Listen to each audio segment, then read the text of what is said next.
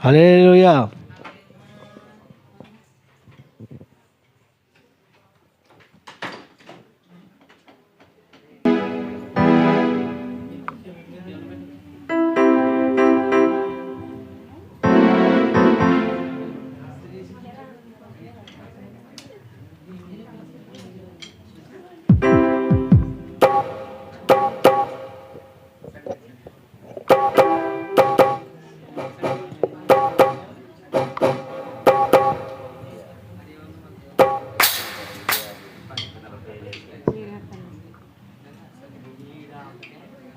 Continue పాడే మధ్యలో ఇదేమో చెప్తాను నీకు పాడేవాళ్ళం అలాగే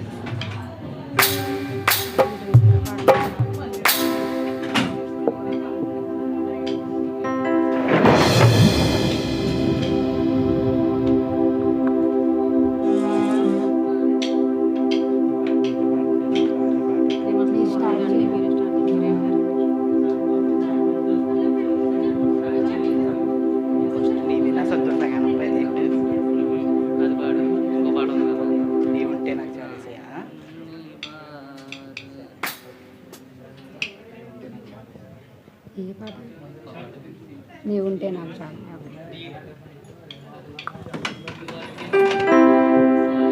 హల్లెలూయా. నీవుంటే నాకు చాలు యేసయ్యా, నీ వెంటే నేను ఉంటానేసయ్యా. నీవుంటే నాకు చాలు యేసయ్యా, నీ వెంటే నేను ఉంటానేసయ్యా. నీ మాట చాలయ్యా, నీ చూపు చాలయ్యా, నీ తోడు చాలయ్యా, నీ నీడ చాలయ్యా. నీ మాట చాలయ్యా, నీ చూపు చాలయ్యా, నీ తోడు చాలయ్యా, నీ నీడ చాలయ్యా. నీ ఉంటే నాకు చాలు యేసయ్యా, నీ వెంటే నేను ఉంటానేసయ్యా. నీ ఉంటే నాకు చాలు యేసయ్యా, నీ వెంటే నేను ఉంటానేసయ్యా.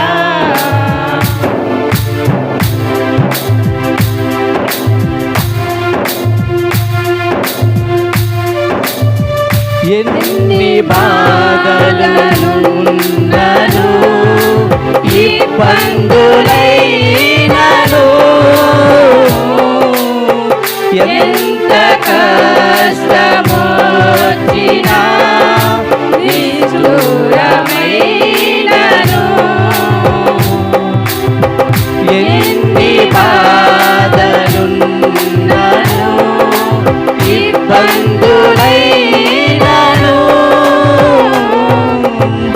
ఎంత కష్టమొచ్చినా నిష్ఠూరమైనను. నీ మాట చాలయ్యా, నీ చూపు చాలయ్యా, నీ తోడు చాలయ్యా, నీ నీడ చాలయ్యా. నీ మాట చాలయ్యా, నీ చూపు చాలయ్యా, నీ తోడు చాలయ్యా, నీ నీడ చాలయ్యా. నీ ఉంటే నాకు చాలు యేసయ్యా, నీ వెంటే నేను ఉంటానేసయ్యా. నీ ఉంటే నాకు చాలు యేసయ్యా, నీ వెంటే నేను ఉంటానేసయ్యా.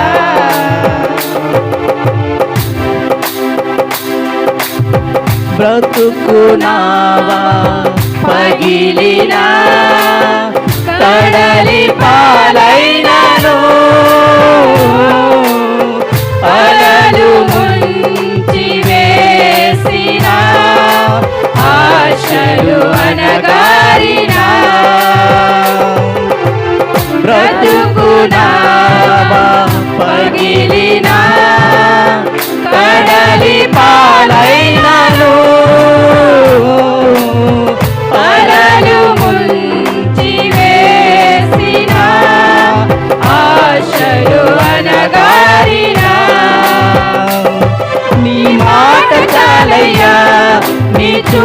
చాలయ్యా నీ తోడు చాలయ్యా నీ నీడ చాలయ్యా నీ మాట చాలయ్యా నీ చూపు చాలయ్యా నీ తోడు చాలయ్యా నీ నీడ చాలయ్యా నీ ఉంటే నాకు చాలు యేసయ్యా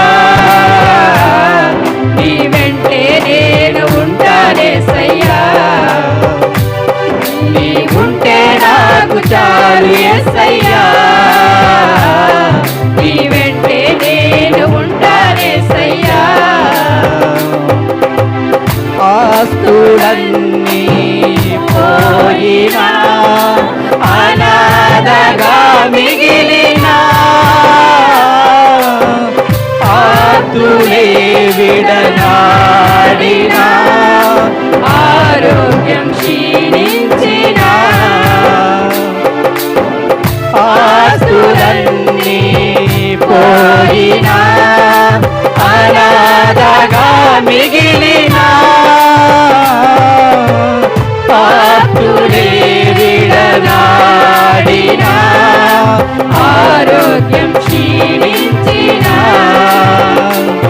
నీ మాట చాలయ్యా నీ చూపు చాలయ్యా నీ తోడు చాలయ్యా నీ నీడ చాలయ్యా నీ మాట చాలయ్యా నీ చూపు చాలయ్యా నీ తోడు చాలయ్యా నీ నీడ చాలయ్యా నీ ఉంటే నాకు చాలు యేసయ్యా నీ వెంటే నేను ఉంటానేసయ్యా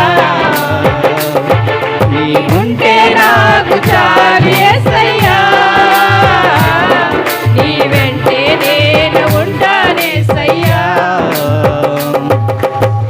నీకు ఇలలో ఏదియు లేదు అసాధ్యము నీదు కృపలో నాకేదియు కాదిల సమానము నీకు ఇలలో ఏదియు లేదు అసాధ్యము నీదు కృపలో నాకేమియు కాదిల సమానము నీ మాట చాలయ్యా నీ చూపు చాలయ్యా నీ తోడు చాలయ్యా నీ నీడ చాలయ్యా నీ మాట చాలయ్యా నీ చూపు చాలయ్యా నీ తోడు చాలయ్యా నీ నీడ చాలయ్యా నీ ఉంటే నాకు చాలు యేసయ్యా నీ వెంటే నేను ఉంటానేసయ్యా నీ ఉంటే నాకు చాలు యేసయ్యా నీ వెంటే నేను ఉంటానేసయ్యా నీ మాట చాలయ్యా నీ చూపు చాలయ్యా నీ తోడు చాలయ్యా నీ నీడ చాలయ్యా నీ మాట చాలయ్యా నీ చూపు చాలయ్యా నీ తోడు చాలయ్యా నీ నీడ చాలయ్యా నీ మాట చాలయ్యా నీ చూపు చాలయ్యా నీ తోడు చాలయ్యా నీ నీడ చాలయ్యా హల్లెలూయా. హల్లెలూయా.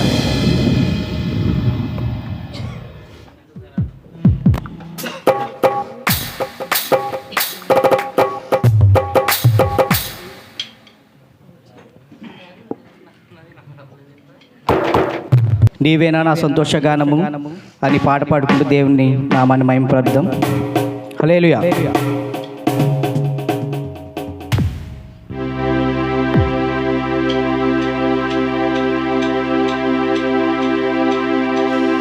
నీవేనా సంతోషగానము రక్షణ శృంగము మహాశైలము నీవేనా సంతోషగానము రక్షణ శృంగము మహాశైలము బలశూరుడా యేసయ్యా ఉన్నత స్థలములపై నడిపించుచున్నావు. బలశూరుడా యేసయ్యా నా తోడై ఉన్నత స్థలములపై నడిపించుచున్నావు. నీవే నా సంతోషగానము, రక్షణ శృంగము, మహాశైలము.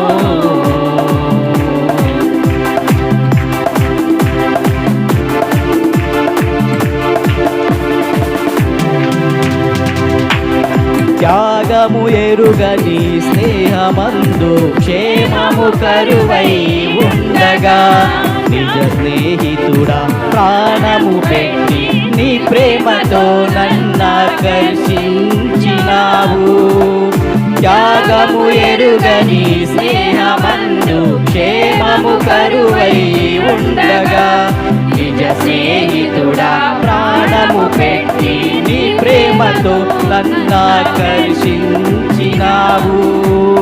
నిరంతరం నిలుచును నాపై నీ కనికరం, శోధనలైన బాధలైనను ఎదురించు నీ ప్రేమతో. నిరంతరం నిలుచును నాపై నీ కనికరం, శోధనలైన బాధలైనను ఎదురించు నీ ప్రేమతో. నీవే నా సంతోషగానము, రక్షణ శృంగము, మహాశైలము.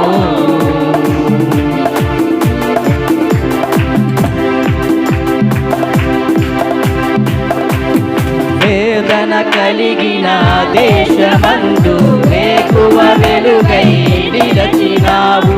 విడువక తోడై అభివృద్ధి పరచి ఐగుప్తులో సింహాసనమిచ్చినావు. వేదన కలిగిన దేశమందు వేకువ వెలుగై నిలచినావు.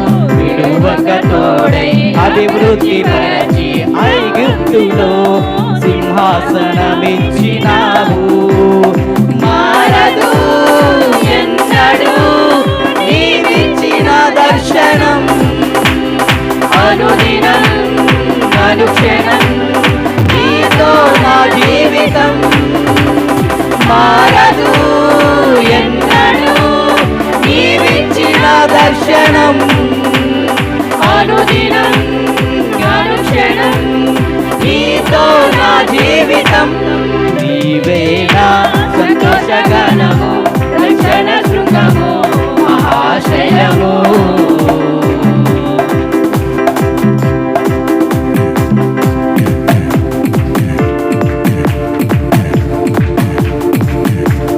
నిర్జీవమైన లోయయందు జీవాధిపతివై వెలసినావు.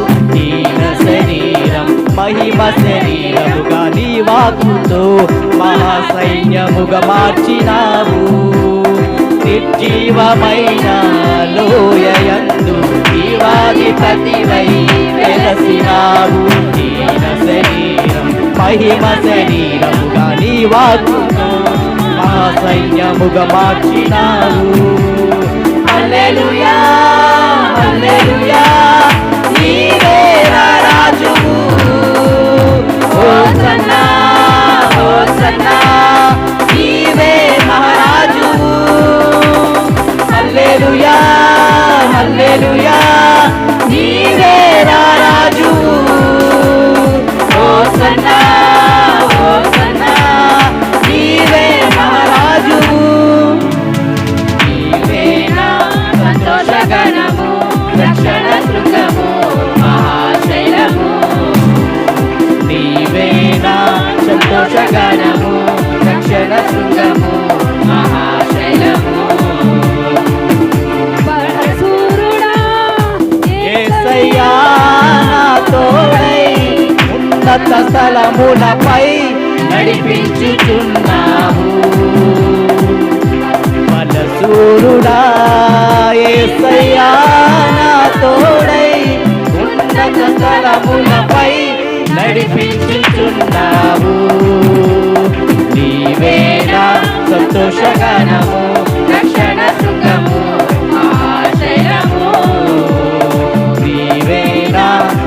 సంతోషగానము రక్షణ శృంగము మహాశైలము. హల్లెలూయా హల్లెలూయా. మేము కూడా ఇంకాసేపు కొంచెం టైం ఇవ్వండి ఫాస్ట్. యేసయ్యా నీ కృప నాకు చాలయ్యా,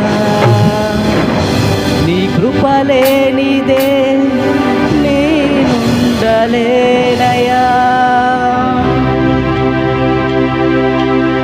నీ కృప లేని క్షణము నీ దయ లేని క్షణము ఊహించలేను యేసయ్యా, నీ కృప లేని క్షణము నీ దయ లేని క్షణము ఊహించలేను యేసయ్యా, యేసయ్యా నీ కృప నాకు చాలయ్యా, నీ కృప లేని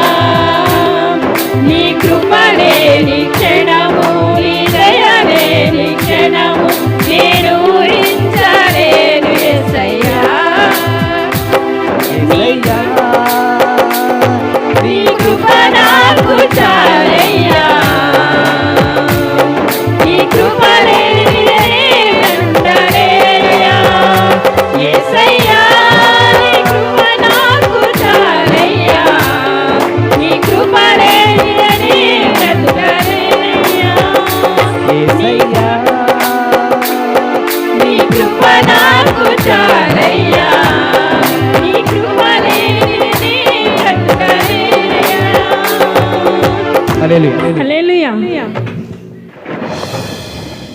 లేచి నిలబడినట్లయితే వాక్యం చదువుకుందాం. 110 దావీదు రాసిన కీర్తనల గ్రంథం మన మధ్యలో ఉన్న సుజాత వచ్చి చదవలసిందిగా ప్రేమపూర్వకంగా ఆహ్వానిస్తున్నాను. 110 దావీదు కీర్తనలు 110వ అధ్యాయం 110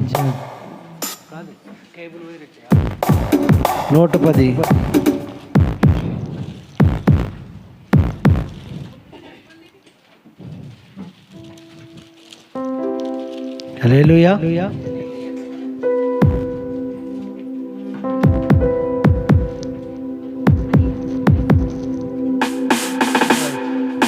దేవుని స్తోత్రం.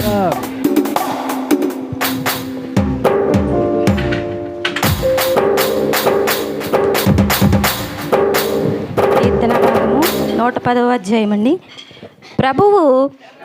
నా ప్రభువుతో సెలవిచ్చిన వాక్కు,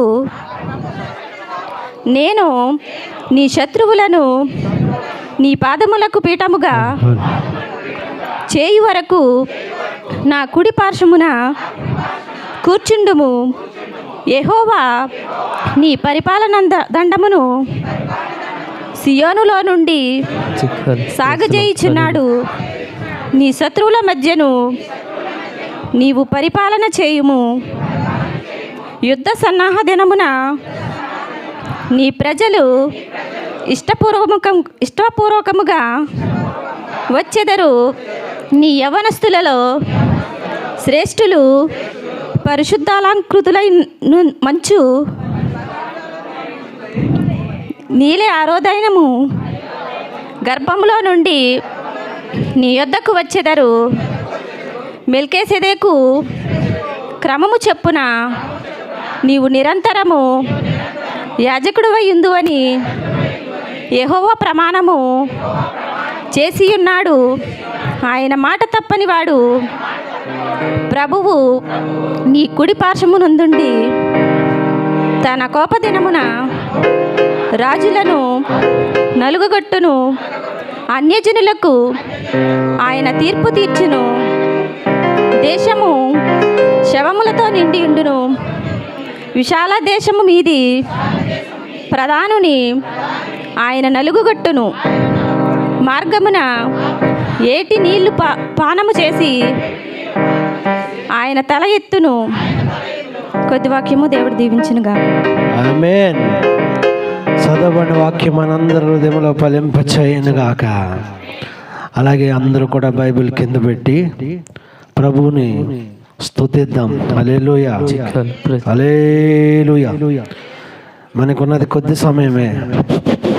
ఆ సమయంలో దేవుణ్ణి మహిమపరుస్తాం. హల్లెలూయా, హల్లెలూయా.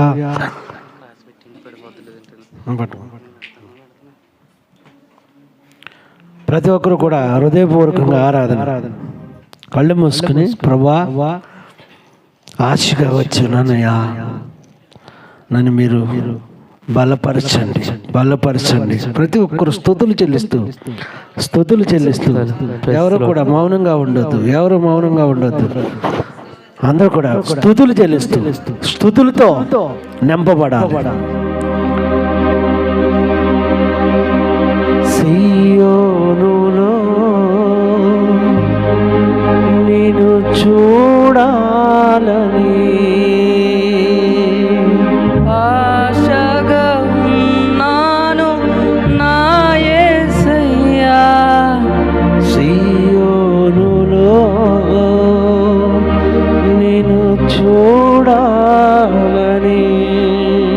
ఆశగా అందరూ కూడా ఆశతో ఉన్నానయ్యా. ఈరోజు నేను ఆశపడుతున్నాను ప్రభువా. ఆమేన్. ప్రతి ఒక్కరు కూడా స్తోత్రం చప్పట్లు కొడుచు, మౌనంగా ఉండవద్దు, గట్టిగా చప్పట్లు కొడుతూ ఆయన ఆరాధిద్దాం. ఆత్మధ్వనితో చప్పట్లు కొడుతూ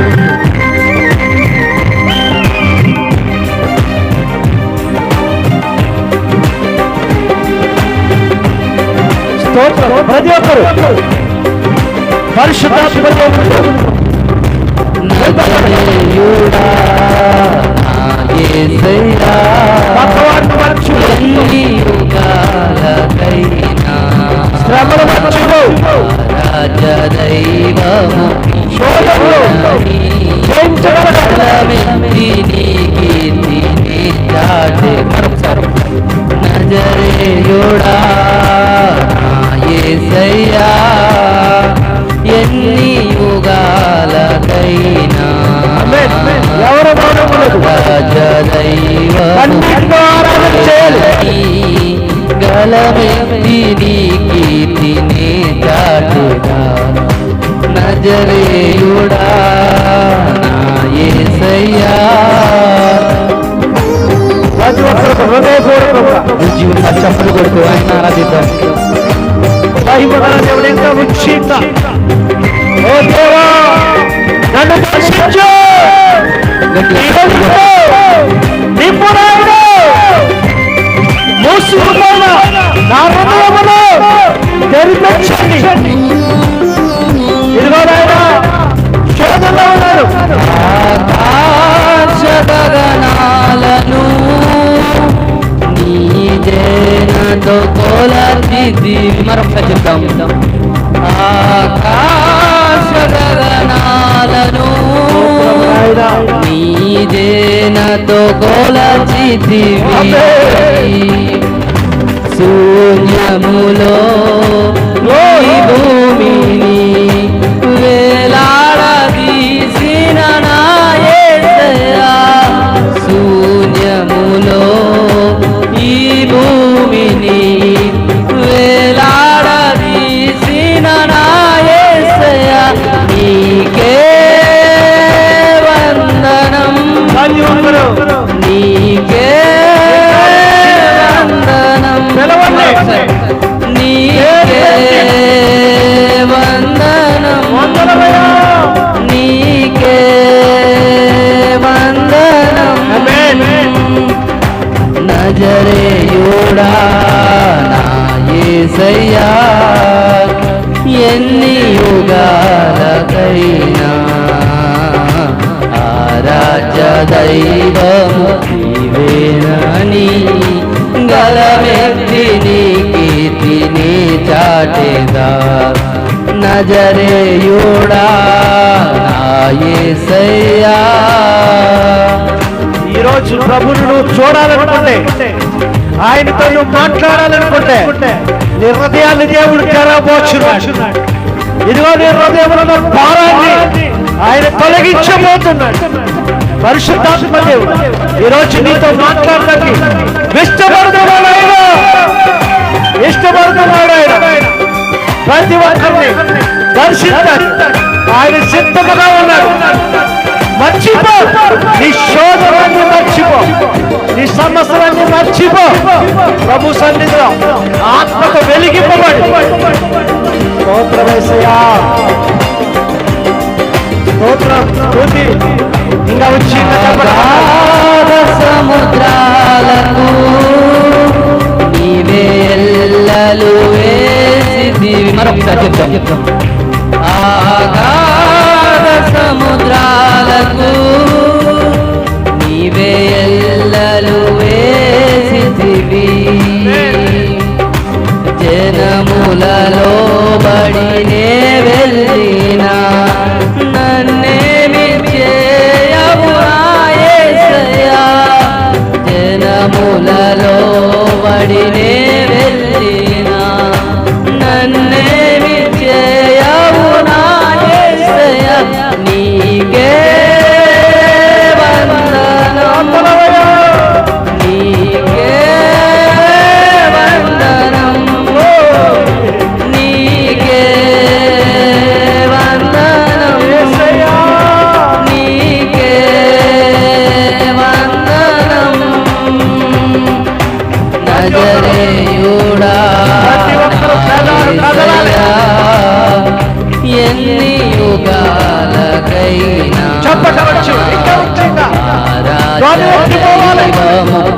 నీవేనని గలమెత్తి నీ కీర్తిని చాటెదా నజరేయుడా నా యేసయ్యా ఎన్ని యుగాలకైనా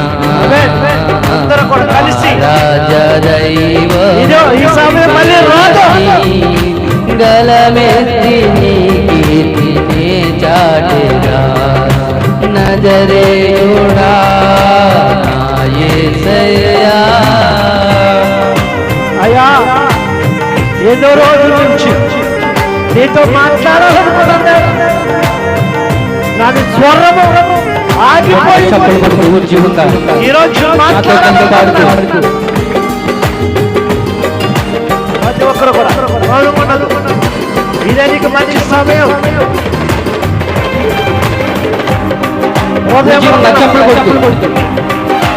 గట్టిగా చప్పులు కొడుతూ ఆయన ఆరాధిద్దాం.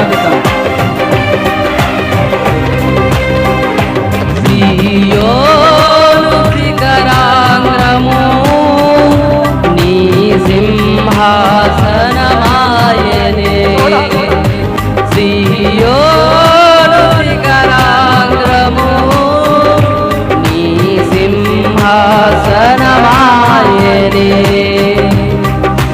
సియోనులో నిన్ను చూడాలని ఆశతో ఉన్నాను నా యేసయ్యా. సియోనులో నిన్ను చూడాలని ఆశతో ఉన్నాను నా యేసయ్యా.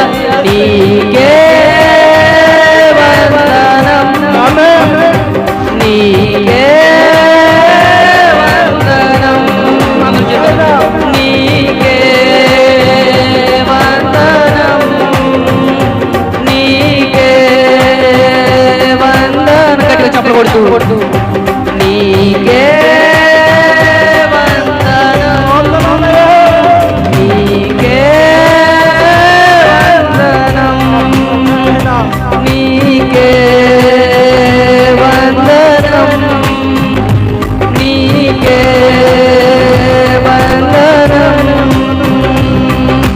నజరేయుడా నా యేసయ్యా ఎన్ని యుగాలకైనా ఆరాధ్య దైవము నీవేనని గలమెత్తి నీ కీర్తిని చాటెగా నజరేయుడా నా యేసయ్యా ఎన్ని యుగాలకైనా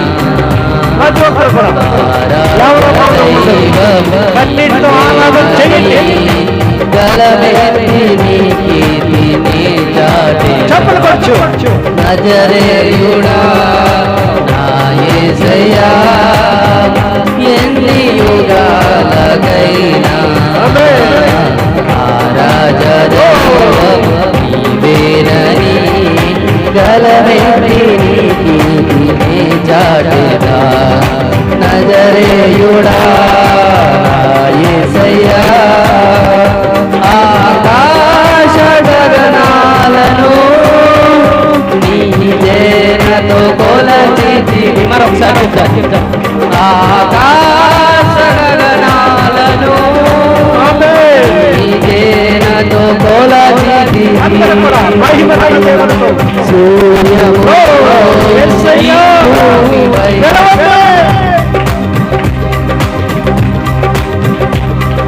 సూర్యములో ఈ భూమిపై వేలాడదీసిన నా యేసయ్యా నీకే వందనం, నీకే వందనం, నీకే వందనం, నీకే వందనం, నీకే వందనం, నీకే వందనం, నీకే వందనం, నీకే వందనం. నజరేయుడా నా యేసయ్యా ఎన్ని యుగాలకైనా ఆరాధ్య దైవము నీవేనని గలమెత్తి నీ కీర్తిని చాటెగా నజరేయుడా యేసయ్యా ఎన్ని యుగాలకైనా రాజ దైవము దేనని గలవెంటి నీ కీర్తినే చాటినా నజరేయుడా యేసయ్యా ఎన్ని యుగాలకైనా రాజ దైవము దేనని గలవెంటి నీ కీర్తినే చాటినా నీకే వందనం నీకే వందనం నీకే వందనం నీకే వందనం నీకే నీకే వందనం నీకే వందనం నీకే వందనం నజరేయుడా యేసయ్యా ఎన్ని యుగాలకైనా రాజదైవం నీవేనని కలవెంటి నీ కీర్తిని చాటినా నజరేయుడా యేసయ్యా ఎన్ని యుగాలకైనా రాజదైవం నీవేనని కలవెంటి నీ కీర్తిని చాటినా నజరేయుడా యేసయ్యా ఎన్ని యుగాలకైనా ఆరాధ్య దైవము నీవేనని గలమెత్తి నీ కీర్తినే చాటేదా నజరేయుడా నా యేసయ్యా ఎన్ని యుగాలకైనా ఆరాధ్య దైవము గలమెత్తి నీ కీర్తినే చాటేదా నజరేయుడా నా యేసయ్యా అయ్యా నీ స్తోత్రములనే ప్రతి మనిషి నిన్ను చూడాలని అనుకుంటారు. అయ్యా అయ్యా ఇదిగో ఇదిగో ఈ జీవిత గమ్యము ముగించిన తర్వాత ఏదో ఒక రోజు ఈ లోకాన్ని విడిచిపెట్టి సీయోనులో నిన్ను చూడాలి మన దేవానికి స్తోత్రం.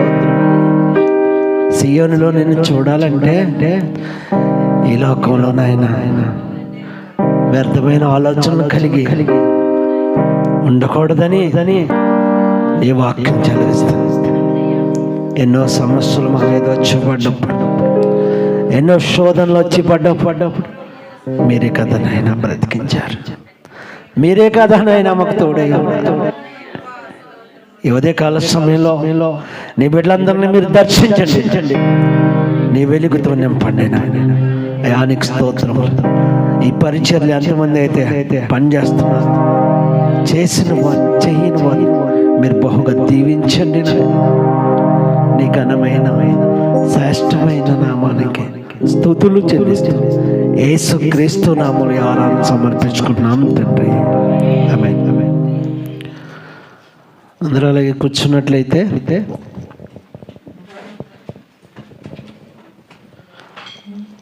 ఈ సమయంలో ఎవరైనా ప్రభు వారి జీవితంలో చేసిన మేలుని బట్టి సాక్ష్యాలకి సమయము ఇవ్వబడుతుంది. సాక్ష్యాలు అలాగే ఈ సమయంలో ఒక స్పెషల్ సాంగ్ కూడా ఉంటుంది. ఎవరైనా వచ్చి సాక్ష్యాలు చెప్పవలసిన వారంటే రావాల్సిందిగా త్వరగా. సమయాన్ని నేను వ్యర్థపరచటం ఇష్టపడను. త్వరగా రావాలి, మన ముందుకు తీసుకెళ్దాం. లేని ఎడల కొన్ని ప్రకటనలు ఉంటాయి, అవన్నీ అయిపోయిన తర్వాత ఎవరైనా ఉన్నారా సాక్షులకమ్మా? ఎవరు లేరా? దేవుని స్తోత్రం. హల్లెలూయా. మొన్న వారం నుంచి వారం వరకు మేము బ్రతుకున్నాం, అదే నా సాక్ష్యం. దేవుని దీవించిన గాక. హల్లెలూయా. ప్రభు నమ్మదగినవాడు, దేవుడు నమ్మదగినవాడు. ఈ సమయంలో మన పుట్టినరోజులు జరుపుకున్న చెల్లిని దేవుడు దీవించును గాక. అలాగే మా తమ్ముడు ప్రకాష్ వాళ్ళ అబ్బాయిని కూడా దేవుడు దీవించును గాక. ఈరోజు నిన్న చెల్లి శ్యామల నవ్య పుట్టినరోజు, ఆ బిడ్డ కూడా దేవుడు దీవించును గాక. ఇలాంటి పుట్టినరోజులు అనేక మంది జరుపుకోవాలి. ఇంకొక సంతోషకరమైన వార్త ఏంటంటే మన మధ్యలో ఉన్న రాజేష్ గారు వాహనాన్ని ప్రభు ఇచ్చారు. చప్పట్లు కూడా ప్రభుని కనబడతాం. ఎందుకంటే దేవుని వాక్యం చలవిస్తుంది, తన బిడ్డలో ఫలించటం కన్నా దేవుడికి వేరేటి సంతోషం ఏమీ లేదంట. దేవుడు అంటారు, మీరందరూ ఫలించి అభివృద్ధి పొందండి. మనమందరం అభివృద్ధి పొందేవారిలా ఉండాలి. అలాగే ఎవరైనా సాక్ష్యాలు లేకపోతే మన మధ్యలో ఉన్న ఎవరైనా ఆసక్తి కలిగిన వారు ఎవరుంటే స్పెషల్ సాంగ్ ఉన్నది. మరి ఎవరు పేరు రాయలేదు, ఎవరైనా పర్లేదు, చెల్లి ఉన్ని వచ్చినా పర్లేదు, ఎవరైనా అమ్మరా పాటు ట్రాక్ ఉన్న పర్లేదు, కీబోర్డ్ కొడతారు.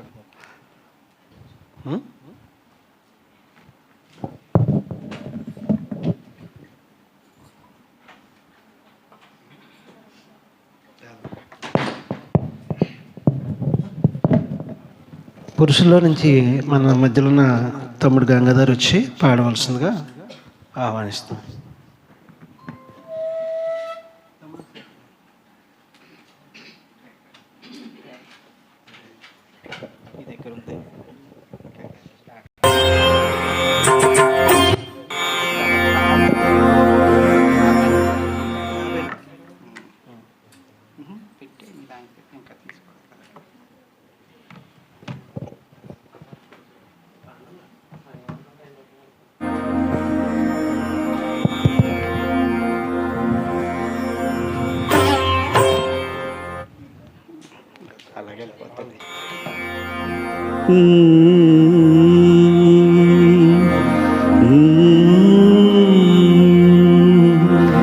సా సా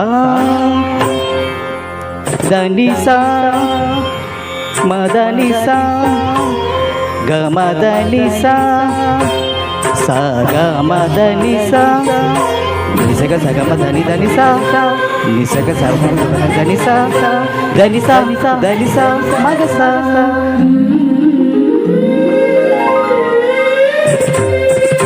సంగీత స్వరములతో పాడేదా నీ నామ మహిమను చాటేదా.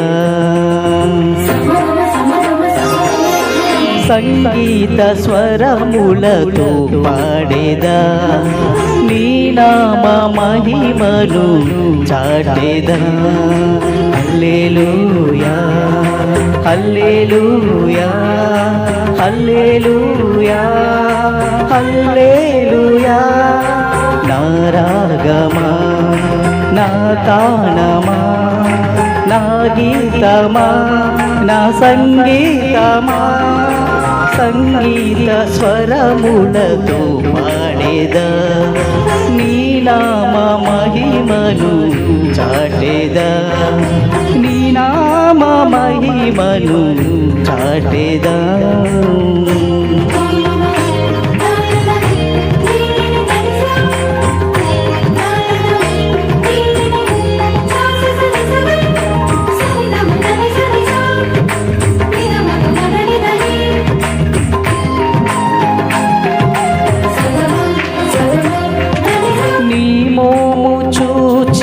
తరించగా నిన్ను గాంచు భాగ్యము నాకు సగుము. నీ మోము చూచి తరించగా నిన్ను గాంచు భాగ్యము నాకు సగుము.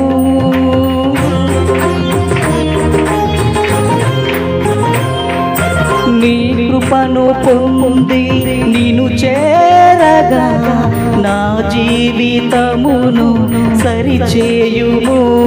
నీ వార్త చాటెదా నీ సేవ చేసేదా నీతో నడిచెదా నా ప్రాణనాథుడా. సాస సాస ని ని దద దామ దామ మగ స గమ పదని స గమగ పదని స గమగ పదని స. సంగీత స్వరములతో పాడేదా నీ నామ మహిమను చాటేదా. హల్లెలూయా హల్లెలూయా హల్లెలూయా హల్లెలూయా.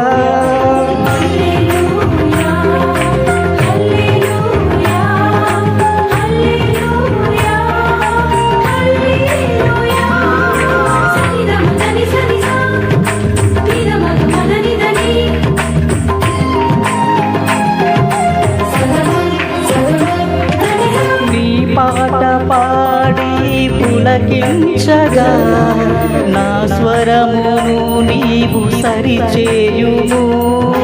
నీ పాట పాడి పులకించగా నా స్వరమును నీవు సరిచేయుము.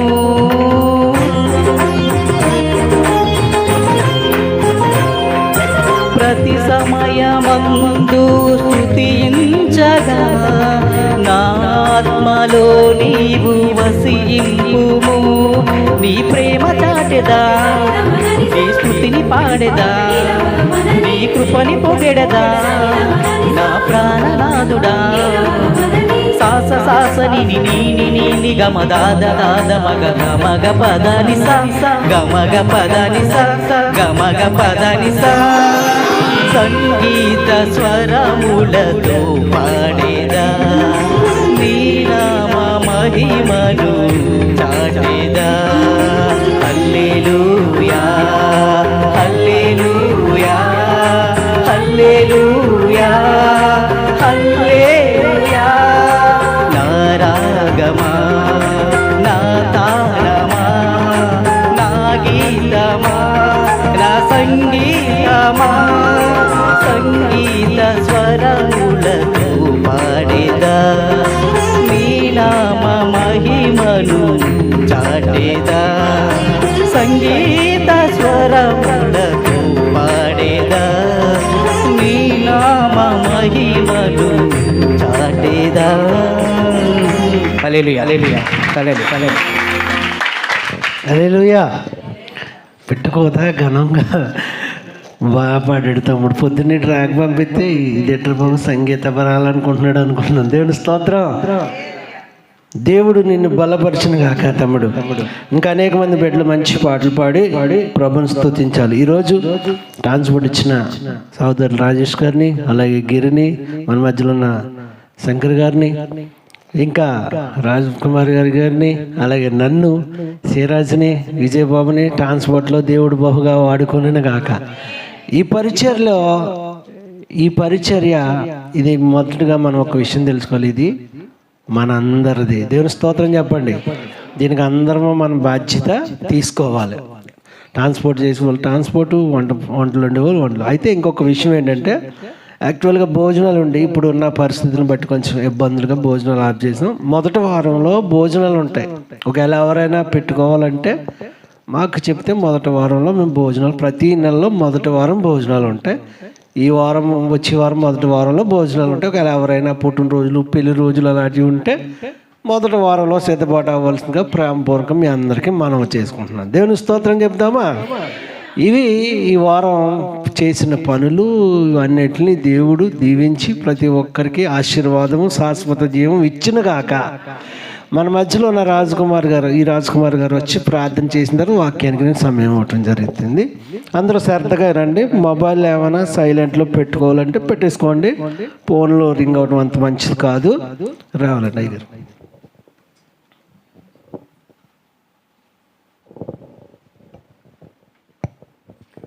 ప్రార్థన. మహామీకిలి ఉన్నత కృపగల మహిమ తండ్రి, మీకు వందనములు. గడిచిన వారం నుండి ఈ వారం వరకు కూడా నీ యొక్క చల్లని ఎక్కడ నీడని మమ్మల్ని సురక్షితంగా కాచి కాపాడినందుకు మీకు వందనములు తండ్రి. మరొకసారి నీ యొక్క సన్నిధికి రావడానికి మాకు ఇచ్చినటువంటి అవకాశాన్ని బట్టి మీకు వందనములు తండ్రి. ఎవరెవరైతే వచ్చి ఉన్నారో వారందరినీ కూడా దీవించండి తండ్రి. ఎవరైతే వాళ్ళ పనుల భారం చేత రాలేకపోయి ఉన్నారో దయచేసి వారిని క్షమించి వారికి మరొక అవకాశాన్ని దయచేయవలసిందిగా మీకు మనవి చేస్తున్నాం. అదేవిధంగా ఇంతవరకు పాటల వల్ల మీరు తోడైనది మీకు వందనములు తండ్రి. ఆరాధనలో మీరు తోడైనది మీకు వందనములు. ఇప్పుడు వాక్య పరిచర్య జరగబోచుండగా ఈ వాక్య పరిచర్య అంతటిలోనూ నీ యొక్క దాసులకు మీరు తోడై ఉండి మాతో మాట్లాడమని మిమ్మల్ని బ్రతిమాడుకొనుచున్నాం తండ్రి. అయితే ఈ విధంగా ఎవరెవరైతే ఈ యొక్క సంఘం నిమిత్తం ప్రయాసపడుచున్నారో వారందరినీ దీవించండి తండ్రి. వారు చేయుచున్నటువంటి ప్రతి పనిలోనూ మీరు తోడండి తండ్రి. మా కుటుంబములందరినీ, మా దూరదేశంలో ఉన్నటువంటి మా కుటుంబములందరినీ కూడా మీరు కాచి కాపాడండి తండ్రి. వారు చేయించున్నటువంటి, వారు చదువుతున్నటువంటి పిల్లలు చదువుతున్నటువంటి చదువుల్లో మీరు తోడండి. మా రాకపోకల్లోనూ, మా పనిపాట్లోనూ, అన్ని విషయాల్లోనూ మీరు తోడయండి. ఈ యొక్క సంఘమునకు నీ యొక్క కాపుదలను ఉంచమని, ఏ దృష్టిని కనుచూపు ఈ సంఘముపై పడకుండానట్లు నీ యొక్క కృపను అనుగ్రహించమని, అన్ని విషయాల్లో మీరు తోడయండి, దీవించి కాచి కాపాడమని యేసు నామమున అడుగుచున్నాం పరమ తండ్రి. ఆమేన్. ప్రార్థించిన రాజ్కుమార్ గారికి సంఘం తరపున వారికి నిండు వందనాలు చెల్లించుకుంటూ ఈ సమయంలో మన మధ్యలో ఉన్న రాజ్కుమార్ గారు వచ్చి వాక్యాన్ని పంచుకోవాల్సిందిగా ప్రేమపూర్వక గారికి అవకాశాన్ని ఇవ్వడం.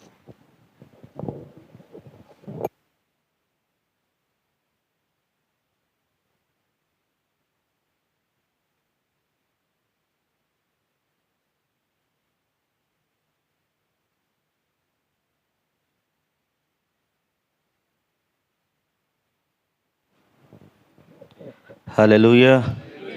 దేవునికి మహిమ కలిగిన గాక. కూడిన మీ అందరికీ కూడా ప్రభువైన యేసుక్రీస్తు నామములో ప్రత్యేకమైన వందనాలు, దైవ దేవుని ఆశీర్వాదం కలిగిన గాక. సమయం చాలా విలువైంది. అటు ఇటు ఎవరు కూడా తిరగకుండా ఫోన్లు సైలెంట్లో పెట్టుకున్నట్లయితే కొద్ది నిమిషములు ప్రభు వాక్యాన్ని మనం చక్కగా ధ్యానం చేసుకుందాం. ముందు ఒక చరణం పాడుకుని వాక్యంలోనికి వెళ్దాం. నేనెల్లప్పుడూ యెహోవాను సన్నుతించెదన్, నిత్యము ఆయన కీర్తి నా నోట నుండున్. నేనెల్లప్పుడూ యెహోవాను సన్నుతించెదన్, నిత్యము ఆయన కీర్తి నా నోట నుండున్.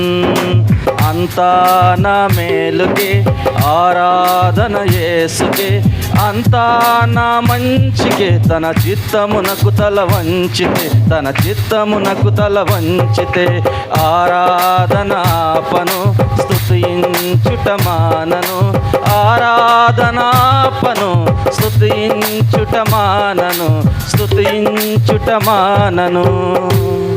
నేనెల్లప్పుడూ యెహోవాను సన్నుతించెదన్, నిత్యము ఆయన కీర్తి నా నోట నుండున్. ఎల్లప్పుడూ యెహోవాను సన్నుతించెదన్, నిత్యము ఆయన కీర్తి నా నోట నుండున్. హల్లెలూయా. ప్రార్థించుకుందాం.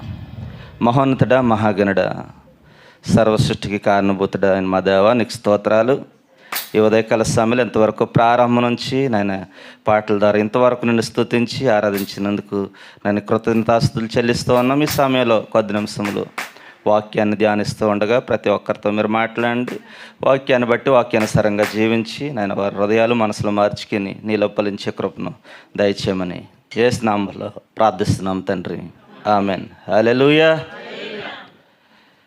ఈరోజు ఒక చక్కని పాఠాన్ని కొద్ది నిమిషములు మనం ధ్యానం చేసుకుందాం. పాడినటువంటి పాటలోనే వాక్యము మనకు కనిపిస్తూ ఉంది. నేను ఎల్లప్పుడూ యెహోవాను సన్నిధించెదను, నిత్యము ఆయన కీర్తి నా నోట నుండును. హల్లెలూయా. ఈ యొక్క మాట పలకాలి అంటే చాలా ధైర్యం కావాలి. అందరూ అంటారు చదవటం చాలా ఈజీ కదండి. నేను ఎల్లప్పుడూ యెహోవాను సన్నిధించేది, నిత్యం ఆయన కీర్తి నా నోట నుండునని నార్మల్గా అందరూ చదివేస్తూ ఉంటారు.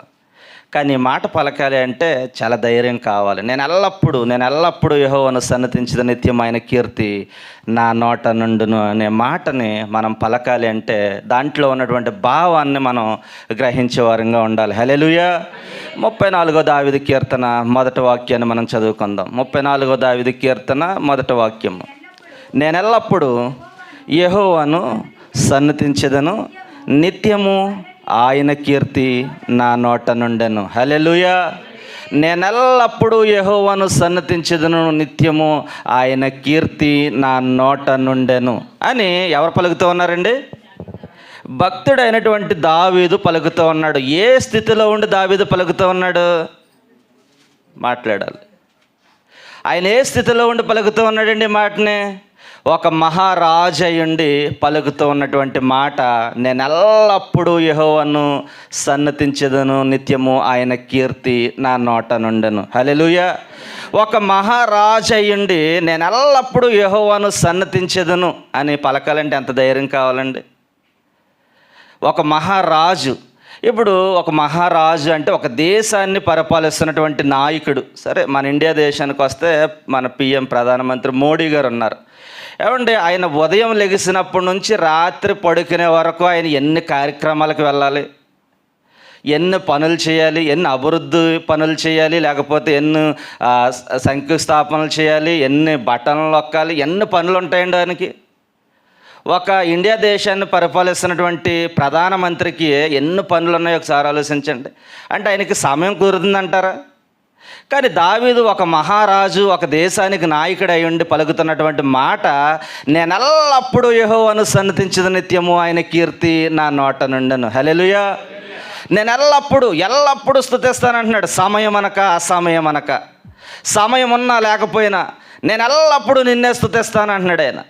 ఎందుకు పనికి రాకుండా కుటుంబంలో ఉన్నటువంటి వ్యక్తి, గొర్రెలను కాచుకునే వ్యక్తి ఒక దేశానికి రాజు అయిపోయాడంటే ఎలా అయ్యాడంటే, నేను ఎల్లప్పుడూ యెహోవాను సన్నతిస్తూ ఉన్నాను, స్తుతిస్తూ ఉన్నాను, ఎల్లప్పుడూ స్తుతిస్తూ ఉన్నాడు. చిన్నతనం నుండి దావీదును మనం చూసినట్లయితే ఆయన స్తుతిస్తూ ఉన్నాడు, ఎక్కడికి వెళ్ళినా స్తుతిస్తూ ఉన్నాడు, ఎక్కడికి వెళ్ళినా ఆరాధన చేస్తూ ఉన్నాడు.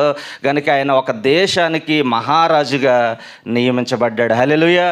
ఒక దేశానికి మహారాజు అయ్యుండి నేను ఎల్లప్పుడూ యెహోవాను సన్నతించెదను, నిత్యము ఆయన కీర్తి నా నోట నుండునని ఒక దావీదు పలుకుతూ ఉన్నాడు. అంటే మరి ఆయనకి ఈ సమయం ఎలా అనుకూలించిందంటారు? ఒకసారి ఆలోచించేయండి. అండ్ మనం ఎల్లప్పుడూ స్తుతించే వారంగా మనం ఉంటున్నామా? అంటే మనకే సమయం కొరట్లేదు ఈ లోకంలో చిన్న చిన్న పనులు చేసుకునే వారికి. మరి ఒక దేశానికి మహారాజు అయ్యండి ఎలా స్తుతిస్తూ ఉన్నాడు అంటారు ఆయన? ఆలోచించేయండి. మనం చాలామంది స్త్రీలను చూసినట్లయితే ఆలోచించేయండి, వంట చేసేటప్పుడు చేతులతో గట్లు పట్టుకున్న హృదయం నిండా మనం ఏం చేయాలండి? నోటి ద్వారాగా స్తుతిస్తూ వంట చేస్తే ఎంత అద్భుతంగా మారిపోద్దాం వంట. పురుషులు కూడా చేస్తున్నటువంటి పనుల్లో మన చేతులతో పని చేస్తున్నప్పుడు నోరు ఖాళీగానే ఉంటుంది కదండి. స్తుతించుకుంటూ పని చేస్తే అద్భుతంగా మనం వెళ్ళాల్సినటువంటి మార్గాల్లో దేవుడు నడిపిస్తాడు. హల్లెలూయా. నేను ఎల్లప్పుడూ యెహోవాను సన్నతించి నిత్యం ఆయన కీర్తి నా నోట నుండును అని మనం కూడా పలకాలి. అంటే మనం కూడా ఎప్పుడు ఎల్లప్పుడూ ఆయన స్తుతించేవారంగా ఉండాలి. ఇక్కడ దావీదును మనం చూసినట్లయితే దావీదు ఎల్లప్పుడూ స్తుతిస్తూ ఉన్నాడు, ఎప్పుడు స్తుతిస్తూ ఉన్నాడు. సమయం ఉన్నా సమయం లేకపోయినా, ఉదయం మధ్యాహ్నం రాత్రి ఎనీ టైం ఎప్పుడు కూడా దావీదు దేవుణ్ణి స్తుతిస్తూ ఉన్నాడు. కనుకే గొప్ప ఆశీర్వాదం పొందుకున్నాడు. హల్లెలూయా. మనలో కూడా చాలామంది అనుకుంటారు, ఇదిగో మేము కూడా స్తుతిస్తూ ఉన్నాం, మేము కూడా ఆరాధిస్తూ ఉన్నాం, అయినప్పటికీ మాకు ఈ కష్టాలు వచ్చేస్తూ ఉన్నాయి, ఈ శ్రమలు వచ్చేస్తూ ఉన్నాయి, ఈ బాధలు వచ్చేస్తూ ఉన్నాయి, ఈ యొక్క శోధనలు వచ్చేస్తూ ఉన్నాయని చాలామంది అనుకుంటూ ఉంటారు. ఇదిగో మేము ఎప్పుడు చర్చ్ మానట్లేదు, ఎప్పుడు ప్రార్థనలోనే ఉంటున్నాం, భక్తిలో ఉంటున్నాం అని అనుకుంటూ ఉన్నాం. కానీ శ్రమలు వచ్చినప్పటికి మనం ఏమవుతూ ఉన్నామంటే, దేవుడు ఉన్నాడా? దేవుడు ఎక్కడున్నాడో? దేవుడు ఉంటే ఈ శ్రమలు ఎందుకు వస్తాయి? దేవుడు ఉంటే ఈ బాధలు ఎందుకు వస్తాయి? దేవుడు ఉంటే ఈ కష్టాలు ఎందుకు వస్తాయని మనం భక్తి పరులుగా ఉండాల్సిన వాళ్ళు వైదొలిగిపోతూ ఉన్నాం. అయితే శ్రమలు వచ్చినప్పుడు దేవుణ్ణి స్తుతించాలి. మనం ఆనందంగా ఉన్నప్పుడు, సంతోషంగా ఉన్నప్పుడు దేవుణ్ణి స్తుతించడం కాదు. మనకు శ్రమలు వచ్చినప్పుడు, మనం కష్టం వచ్చినప్పుడు, బాధ వచ్చినప్పుడు, అనారోగ్యం వచ్చినప్పుడు, బలహీనతగా ఉన్నప్పుడు కూడా మనం ఏం చేయాలంటే దేవుణ్ణి స్తుతించాలి. హల్లెలూయా. మనం సంతోషంగా ఉంటేనే మనం ఆరాధన చేస్తాం, సంతోషంగా ఉంటేనే మన ఇంట్లో కూడుకులు పెట్టుకుంటూ ఉంటాం. వివాహం అయితే కూడుకు పెట్టుకుంటాం, లేకపోతే ఉద్యోగం వస్తే కూడుకు పెట్టుకుంటాం, లేకపోతే మనం సంతోషంగా ఉన్నప్పుడు ప్రమోషన్ వస్తే కూడుకు పెట్టుకుంటాం, ఏదన్నా కార్యం జరిగితే కూడుకు పెట్టుకుంటాం. కానీ దుఃఖంలో ఎవరైనా కూడుకు పెట్టుకుంటున్నారా? పెట్టుకోవట్లేదు. కానీ దుఃఖంలో కూడా మనం కూడుకు పెట్టుకుని ఏం చేయాలంట? యెహోవాను స్తుతించాలి. దావీదు అదే అంటూ ఉన్నాడు, నేను ఎల్లప్పుడూ యెహోవాను సన్నతిస్తాను. ఎల్లప్పుడు ఎల్లప్పుడు ఎల్లప్పుడు అంటే ఇంక దానికి ఇంక మాట్లాడటానికి ఏది కూడా అర్థం లేదు, ఇంక వెనక ముందు కూడా. ఎల్లప్పుడు అంటే ఎలా ఎల్లప్పుడు ఆయన స్తుతిస్తూ ఉన్నాడు? ఆయనకి పనులు లేవంటే చాలా పనులు ఉన్నాయి, చాలా కార్యక్రమాలు చేస్తూ ఉన్నాడు. అయినప్పటికీ కూడా ఆయన అంటున్న మాట ఏంటంటే, నేను ఎల్లప్పుడూ యెహోవాని సన్నతిస్తాను, నిత్యం ఆయన కీర్తి నా నోట నుండును. మనం కూడా ఆరాధిస్తూ ఉన్నాం, మనం కూడా స్తుతిస్తూ ఉన్నాం, అయినప్పటికీ మనలో శ్రమలు వస్తూ ఉన్నాయి, కష్టాలు వస్తూ ఉన్నాయంటే అటువంటి వారి కొరకు ఒక మాట పేతురు రాసిన మొదటి పత్రిక. ఒకసారి త్వరగా మన సమయం చాలా తక్కువగా ఉంది, త్వరగా మనం ముందుకు వెళ్దాం. 1 పేతురు 1:6-7 చదువుదాం. ఇందువలన మీరు మిక్కులు ఆనందించుచున్నారు, కానీ అవసరమును బట్టి నానా విధములైన శోధనల చేత కొంచెం కాలము మీకు దుఃఖము కలుగుచున్నది. నశించిపోవు సువర్ణము అగ్ని పరీక్ష వలన శుద్ధపరచుచున్నది కదా, దానికంటే అమూల్యమైన మీ విశ్వాసము ఈ శోధన చేత పరీక్షకు నిలిచినదై యేసుక్రీస్తు ప్రత్యక్షమైనప్పుడు మీకు మెప్పును మహిమయు ఘనతయు కలుగుటకు కారణమగును. హల్లెలూయా. ఇక్కడ చదువుకున్నటువంటి వాక్యాన్ని మనం చూసినట్లయితే అమూల్యమైనటువంటి మీ విశ్వాసం అని ప్రభు మనతో మాట్లాడుతూ, ఇందువలన మీరు మిక్కిలి ఆనందించుచున్నారు కానీ అవసరమును బట్టి నానా విధములైన శోధన చేత ప్రస్తుతము కొంచెము కాలము మీకు దుఃఖము కలుగుచున్నది. మనకంట కొంచెము కాలము దుఃఖము కలుగుచు ఉన్నదంట. అయితే అంటూ ఉన్నాడు కదా, అగ్ని పరీక్ష వలన నశించిపోవచ్చున్న సువర్ణము అగ్ని పరీక్ష వలన శుద్ధపరచుచున్నది కదా, దానికంటే అమూల్యమైన మీ విశ్వాసము ఈ శోధనల చేత పరీక్షకు నిలిచినట్టే యేసుక్రీస్తు ప్రత్యక్షమైనప్పుడు మీకు మెప్పును మహిమ ఘనత కలుగుటకు కారణమగునని ప్రభు మనతో మాట్లాడుతూ ఉన్నాడు. నశించిపోయే సువర్ణము కొరకు ప్రభు మనతో మాట్లాడుతూ ఉన్నాడు. ఏమంటే బంగారం కొరకు అందరికీ తెలుసు కదండి, బంగారం కొరకు ప్రభు మాట్లాడుతూ ఉన్నాడు. బంగారం కంటే అమూల్యమైనటువంటి మీ విశ్వాసం ఎక్కడ అని ప్రభు మాట్లాడుతూ ఉన్నాడు. అంటే బంగారం అంటే అందరికీ తెలుసు కదండి, అందరికీ చెవుకో ముక్కుకో కాలుకో ఎక్కడో దిక్కున బంగారం వస్తువు ఖచ్చితంగా పెట్టుకుంటూ ఉన్నారు. అంటే బంగారం అందరికీ తెలుసు. అంటే తెలియని వాళ్ళు ఎవరన్నారా బంగారం కొరకు? మాకు బంగారం అంటే తెలియదండి, మేము చూడలేదండి అన్న వాళ్ళు ఎవరన్నారా? ఎవరు లేరు కదండి. ప్రతి ఒక్కరికి బంగారం కొరకు తెలుసు. అయితే ఈ బంగారం కొరకు తెలుసు కదా, ఈ బంగారం మనం కొన్నప్పుడు మనం ఒక సంవత్సరం క్రితం ఒక చైన్ కొన్నాం అనుకోండి, ఎలా ఉంటుందండి? అప్పుడు మెరిసిపోతూ ఉంటుంది. ఒక సంవత్సరం వాడిన తర్వాత ఎలా ఉంటుంది? అది నల్లబడుతుంది. ఎందుకంటే మన శరీరంలో ఉన్నటువంటి మట్టి లేకపోతే దుమ్ము ధూళి పడి కొంచెం కలర్ మారుతుంది. ఏమంటే కలర్ మారినప్పుడు ఏం చేస్తారు? దాన్ని పడేస్తారా? ఎవరన్నా పడేసే వాళ్ళు అంటే చెప్పండి. ఎవరు పడేరు కదండి, ఎవరు పడేరు. సరే, ఇది కలర్ మారినప్పుడు ఏం చేస్తారు మరి? దాన్ని అట్టుకెళ్ళి మెరుగు పెట్టేస్తారు. ఎవరికి ఇస్తారండి?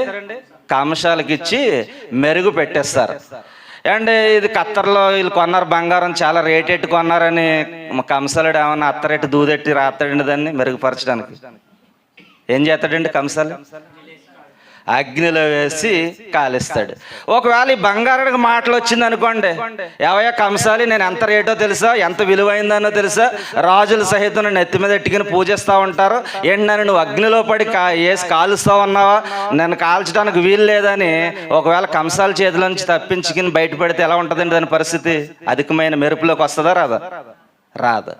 అంటే కంసాల చేతిలో ఎలా ఉండాలి? అది లోబడి అణిగిమణిగి కంసాల చేతిలో ఉండాలి. మనం కూడా ప్రభు అనేకమైనటువంటి శోధనలు శ్రమలో పెడుతూ ఉన్నప్పుడు కూడా మనం ఏం చేయాలంటే, మనం కూడా అణిగిమణిగి విశ్వాసంలో భక్తిపరుల ముందుకు వెళ్ళాలి. హల్లెలూయా.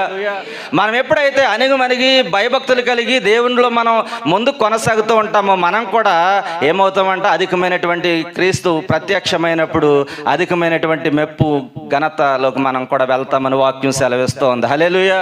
అంటే మన శ్రమలు వచ్చినప్పుడు మనం బాధపడకూడదు, శ్రమలు వచ్చినప్పుడు మనం కుంగిపోకూడదు, మనం వేదన చెందకూడదు, కానీ మనం ప్రభు కొరకు నిలిచి ప్రభు కొరకు మనం ఎదురు చూసేవారంగా ఉండాలి. హల్లెలూయా. ఇక్కడ మనం చూసినట్లయితే అనేక మంది భక్తులు శ్రమపడి ఆశీర్వాదం పొందుకున్నవారు చాలా మంది పరిశుద్ధమైన గ్రంథంలో మనకు కనిపిస్తూ ఉన్నారు. కొంతమంది భక్తులను త్వరగా మనం చూద్దాం. మనం యోబు గారి దగ్గరికి వెళ్దాం. మొదటగా యోబు గురించి మనం చూసినట్లయితే యోబు అంటూ ఉన్నాడు కదా, శోధించబడిన తర్వాత నేను సువర్ణంగా మార్చబడితిని అని యోబు అంటూ ఉన్నాడు. హల్లెలూయా. ఇక్కడ మనం శోధించబడిన తర్వాత మనం కూడా సువర్ణంగా మార్చబడతామంట. వాక్యాన్ని మనం చదివినట్లయితే యోబు 23వ అధ్యాయం 10వ వాక్యాన్ని చదువుదాం. మనం సంతోషంలోనే కాదు శ్రమల్లో కూడా మనం ఆరాధించాలి. చదవండమ్మా. నేను నడిచి మార్గము ఆయనకు తెలియను, ఆయన నన్ను శోధించిన తర్వాత నేను సువర్ణము వలె కనబడదను. హల్లెలూయా. యోబు అంటూ ఉన్నటువంటి మాట, నేను శోధించబడిన తర్వాత సువర్ణం వల్లే కనబడదును అని యోబు అంటూ ఉన్నాడు. అంటే శోధనలు తట్టుకిని శోధనలు సహిస్తే ఎలా ఉంటారంటే బంగారంలో మెరిచిపోతారంట. హల్లెలూయా. ఇక్కడ యోబు గురించి మనం ఆలోచన చేసినట్లయితే యోబుకి ఎన్ని శ్రమలు వచ్చినాయండి? అందరికీ తెలిసిందే. యోబుకి వచ్చినటువంటి శ్రమలు ఒకవేళ మన జీవితంలో వస్తే మనం ఎలా ఉంటామో ఒకసారి ఆలోచించేయండి. యోబుకి ఎన్ని శ్రమలు వచ్చినాయండి? ఉన్నటువంటి ఆస్తి పోయింది, పిల్లలు పోయారు, ఆరోగ్యం క్షీణించింది, భార్య వదిలేసి వెళ్ళిపోయింది, ఎన్నో శోధనలు వచ్చేసినాయి ఆయనకి. యోబుకి వచ్చినటువంటి శోధనలు మరి ఎవరికి కూడా వచ్చి ఉండవేమో. అటువంటి శోధనలో కూడా యోబు అంటున్నటువంటి మాట, యెహోవా ఇచ్చిన యెహోవా తీసుకున్న సమస్త ఘనత మహిమ ఆయనకే చెల్లినగా కానీ యోబు పలుకుతూ ఉన్నాడు. హల్లెలూయా. ఇక్కడ యోబు గురించి మనం ఆలోచించేయాలి. యోబుకి ఎన్ని శ్రమలు వచ్చినాయండి? ఎన్ని బాధలు వచ్చినాయి? ఎన్ని కష్టాలు వచ్చినాయి? ఏమంటే మనకి ఏదైనా శ్రమ వస్తే దేవుడు ఉన్నాడా? దేవుడు అంటే ఈ శ్రమలు ఎందుకు వస్తాయి? దేవుడు ఉన్నాడా? దేవుడు అంటే ఈ బాధలు ఎందుకు వస్తాయి? ఇదిగో మనమైతే ఎలా మాట్లాడతామంటే దేవుడు ఉన్నాడా? దేవుడు అంటే రమ్మను, దేవుడు అంటే రమ్మను అని మాట్లాడేవారు చాలామంది ఉన్నారండి. అంటే దేవుడు ఉన్నాడు కనుక ఇంకా మనం బ్రతుకున్నాం. దేవుని కృప ఉంది కనుక మనం జీవిస్తూ ఉన్నాం. దేవుడు ఉన్నాడు అంటే దేవుడు ఉన్నాడు. దేవుని యొద్దకు రండి, అప్పుడు ఆయన మీ యొద్దకు వస్తాడని యాకోబులో రాయబడి ఉంది. దేవుని యొద్దకు మనం వస్తానంట, దేవుడు మన దగ్గరకు వస్తాడంట. ఇక్కడ యోబుకు వచ్చినటువంటి శ్రమలు, యోబుకు వచ్చినటువంటి కష్టాలు, యోబుకు వచ్చినటువంటి బాధలు మనం చూసినట్లయితే ఆయనకు వచ్చినటువంటి బాధలు, శ్రమలు ఎవరికి కూడా రాలేదు. ఇక్కడ మనం ఆలోచించాలండి. శరీరం కూడా క్షీణించిపోయింది, భార్య వచ్చి దూషిస్తూ ఉంది. అయినప్పటికీ సరే ఆయన అంటున్నాడు కదేంటి, దేవుడు ఇస్తేనే దేవుడా, ఇవ్వకపోతే దేవుడు కదా, ఇచ్చినప్పుడేమో చప్పట్లు కూడా స్తుతించేసావు, తీసుకున్నప్పుడేమో ఇలా హింసిస్తూ ఉన్నావు, ఇలా బాధ పెడుతూ ఉన్నావు అని యోబు చాలా చక్కని మాట అంటూ ఉన్నాడు. ఇచ్చిన దేవుడే, ఇవ్వకపోయిన దేవుడే. అంటే యోబులో ఉన్నటువంటి ఆలోచన ఆయన వ్యక్తిగతంగా చెప్పకపోయినా యోబులో ఉన్న మాట ఏంటంటే, నాకు ఆరోగ్యం పోయినా సరే, నా పిల్లలు పోయినా సరే, అంతస్తు ఆస్తులు పోయినా సరే, నాకు బలం లేకపోయినా సరే, శక్తి లేకపోయినా సరే, నేనేం చేస్తానంటే నేను ఎల్లప్పుడూ యెహోవాను సన్నతించెదను, నిత్యము ఆయన కీర్తి నా నోట నుండెను. హల్లెలూయా. యోబు అంటున్న మాట ఆయన వ్యక్తిగతంగా అనకపోయినా ఆయన ఆలోచనలో ఉన్నటువంటి మాట ఏంటో తెలుసా? ఇచ్చిన దేవుడే, ఇవ్వకపోయినా దేవుడే. కష్టాలు వచ్చినా, కష్టాలు రాకపోయినా, సంతోషంగా ఉన్నా, ఆనందంగా ఉన్నా, దుఃఖంలో ఉన్నా, బాధలో ఉన్నా, వేదనలో ఉన్నా, నాకున్న సమస్తం తీసేసుకున్నా సరే యెహోవా దేవుడు అంతే. ఆయన నమ్మితే చాలు, ఆయన విశ్వసిస్తే చాలు, ఆయన గొప్ప కార్యాలు చేస్తాడు. అండ్ యోబు విశ్వసించాడు, యోబు నమ్మాడు, యోబు స్థిరంగా ఉన్నాడు. ఆయన ప్రార్థన చేశాడు. పెంట గొప్పల మీద సహితం ఆయన ఆరోగ్యం క్షీణించినప్పటికీ ఆయన ప్రార్థన మాత్రం విడవలేదు. నేను ఎల్లప్పుడూ యెహోవాను సన్నిధిస్తాను, నిత్యము ఆయన కీర్తి నా నోట నుండునని యోబు మనసులో మాట మనకు చెప్పకపోయినా ఆలోచన విధానం ఆ విధంగా ఉంది. కనుక ఆయన 42వ అధ్యాయానికి వచ్చినప్పటికి ఏమైందండి? ఆయనకి రెండంతల ఆశీర్వాదాన్ని యోబు పొందుకున్నట్లు వాక్యంలో రాయబడి ఉంది. హల్లెలూయా. రెండంతల ఆశీర్వాదాన్ని యోబు పొందుకున్నాడు. ఆయనకు ఉన్నదంతా సమస్తం కోల్పోయాడు, అయినా కానీ నిరీక్షణ కోల్పోలేదు, ఆయన ప్రార్థన విడవలేదు. ఆయన ఏ స్థితిలో ఉన్నా సరే నేను ఎల్లప్పుడూ యెహోవాను సన్నిధిస్తాను, నిత్యమైన కీర్తి నా నోట నుండినని ఏ విధంగా యోబు అనుకున్నాడో అనుకున్న విధంగా పోయిన దానికి ప్రతిగా రెండింతల ఆశీర్వాదాన్ని ప్రభు అనుగ్రహించాడు. ఈ సమయంలో మీకు కూడా ఆశీర్వాదం లేదు. ఇదిగో మేము ప్రార్థిస్తూ ఉన్నాం, మేము భక్తిపరులుగా ఉన్నాం, ఇదిగో మేము ఎంతో విశ్వాసంలో ఉన్నాం, ఇదిగో మేము దేవుని సన్నిధిని విడవట్లేదు, ఇదిగో దేవుని పనులు అనేక విధాలుగా మేము సహకరిస్తూ ఉన్నాం, అనేకమైనటువంటి కానుకలు ఇస్తూ ఉన్నాం, దశంభాగాలు ఇస్తూ ఉన్నాం, దేవుని పనిని ఎప్పుడు ఎల్లప్పుడు మేము ఎంతో భక్తిగా చేస్తూ ఉన్నాం. అయినప్పటికీ మాకు శ్రమలు వస్తున్నాయి, బాధలు వస్తున్నాయి, కష్టాలు వస్తున్నాయి, ఆర్థిక పని ఇబ్బందులు వస్తున్నాయి, అనారోగ్యాలు వస్తున్నాయి, బలహీనత వస్తూ ఉంది అని నువ్వు బాధపడుతూ ఉన్నావేమో. ప్రభు అంటూ ఉన్నాడు, ఈ సమయంలో నీకు పరీక్ష సమయంలో ఉన్నావు. హల్లెలూయా. నువ్వు పరీక్ష సమయంలో ఉన్నావు. కొంచెం కాలం నువ్వు ఓపిక పట్టినట్లయితే, కొంచెం కాలం నువ్వు నిరీక్షణతో ఉన్నట్లయితే, కొంచెం కాలం నువ్వు భక్తిలో ఉన్నట్లయితే, కొంచెం కాలం నువ్వు ప్రార్థన చేసినట్లయితే నువ్వు పాస్ అవుతావని ప్రభు మాట్లాడుతూ ఉన్నాడు. హల్లెలూయా. ఇప్పుడంట మనం ప్రస్తుతం పరీక్ష సమయంలో ఉన్నామంట. ఏమంటే ఎగ్జామ్ రాసే పిల్లలను చూడండి, ఎగ్జామ్ పాస్ అవుతేనే తర్వాత క్లాసులోకి వెళ్తాడు, 7 పాస్ అవుతేనే 8లోకి వెళ్తారు, 9 పాస్ అవుతేనే 10లోకి వెళ్తారు, 10 పాస్ అవుతేనే ఇంటర్లోకి వెళ్తారు. అంతేగాని 7 పాస్ ఇంటర్లోకి ఎవరు వెళ్ళరండి. ఎవరైనా వెళ్తారండి? ఎవరు వెళ్ళరు. ఇక్కడ కూడా మనం పరీక్ష సమయంలో ఉన్నాం. ఇప్పుడు యోబు గురించి మనం ఆలోచన చేసినట్లయితే యోబుని ఏం చేశాడంటే ఒక్కసారిగా దేవుడు జీరోలోకి తెచ్చేసాడు. ఆయన ఆశీర్వాదంగా ఉన్నవాడిని ఏం చేశాడు? ఆయన జీరోలోకి తెచ్చేసాడు. అంటే జీరోలోకి తెచ్చి మళ్ళీ ఏం చేశాడు? ఒకటేసారి 2లోకి తీసుకుపోయాడు. ఒకటేసారి రెండింతల ఆశీర్వాదం ఇచ్చేసాడు. మన జీవితంలో కూడా అటువంటి కష్టాలు ఉన్నాయేమో, బాధలు ఉన్నాయేమో, నువ్వు మాకు ఆశీర్వాదాలే రావట్లేదు అనుకుంటున్నావేమో. దేవుడు నిన్ను కూడా రెండంతల ఆశీర్వాదం కాదు 100 ఆశీర్వాదం ఇవ్వడానికి సిద్ధంగా ఉన్నాడు. హల్లెలూయా. నువ్వు 100 ఆశీర్వాదాన్ని నువ్వు పొందుకోవాలంటే యోబు చేసినటువంటి ప్రార్థన నువ్వు చేయాలి. యోబుకి ఎన్ని శ్రమలు వచ్చినాయి, ఎన్ని బాధలు వచ్చినాయి, ఉన్నదంతా కోల్పోయాడు. ఏమంటే ఉన్నదంతా కోల్పోతే మనం స్తుతించగలుగుతామా? ఉన్నదంతా కోల్పోతే మనం మనిషిలా ఉంటామండి? ఏమంటే మనకు ఉన్నటువంటి పిల్లలు చనిపోతే మనం ప్రాణం ఎలాగైపోద్ది? విలవిల్లాడిపోతాం, దుఃఖంలోకి వెళ్ళిపోతాం, నోట్లోంచి మాట రాదు. కానీ యోబుని ఆలోచించండి, ఎంత ధైర్యంగా యోబు నిలబడ్డాడండి. ఉన్న ఇల్లు పోయింది, ఆస్తి పోయింది, అంతస్తు పోయింది, పిల్లలు పోయారు, సమస్తం కోల్పోయాడు. ఏమీ లేనటువంటి నిస్సహాయ స్థితిలోకి వెళ్ళిపోయాడు యోబు. అయినప్పటికీ ఆయన అంటున్న మాట ఏంటో తెలుసా? నేను ఎల్లప్పుడూ యెహోవాను స్తుతిస్తాను, నిత్యం ఆయన కీర్తి నా నోట నుండి. ఈ సమయంలో మనం కూడా అటువంటి కష్టాలు గుండా ఉన్నామేమో. ఇప్పుడు ఒక తీర్మానం తీసుకో, ఇప్పుడు ఒక నిర్ణయం తీసుకో. ఇదిగో యోబు పలికినట్లే, నాకున్నా లేకపోయినా నువ్వే దేవుడు, నిన్నే నమ్మాను, నేను ఎల్లప్పుడూ నిన్నే స్తుతిస్తాను. ఇదిగో నా ప్రాణం ఉన్నంత వరకు నిన్ను మాత్రమే స్తుతిస్తాను. నీ మనసులో ఎప్పుడైతే గట్టి తీర్మానం తీసుకుంటావో, యోబుకి ఇచ్చినటువంటి ఆశీర్వాదం నా ప్రభు నీకు కూడా అనుగ్రహించును గాక.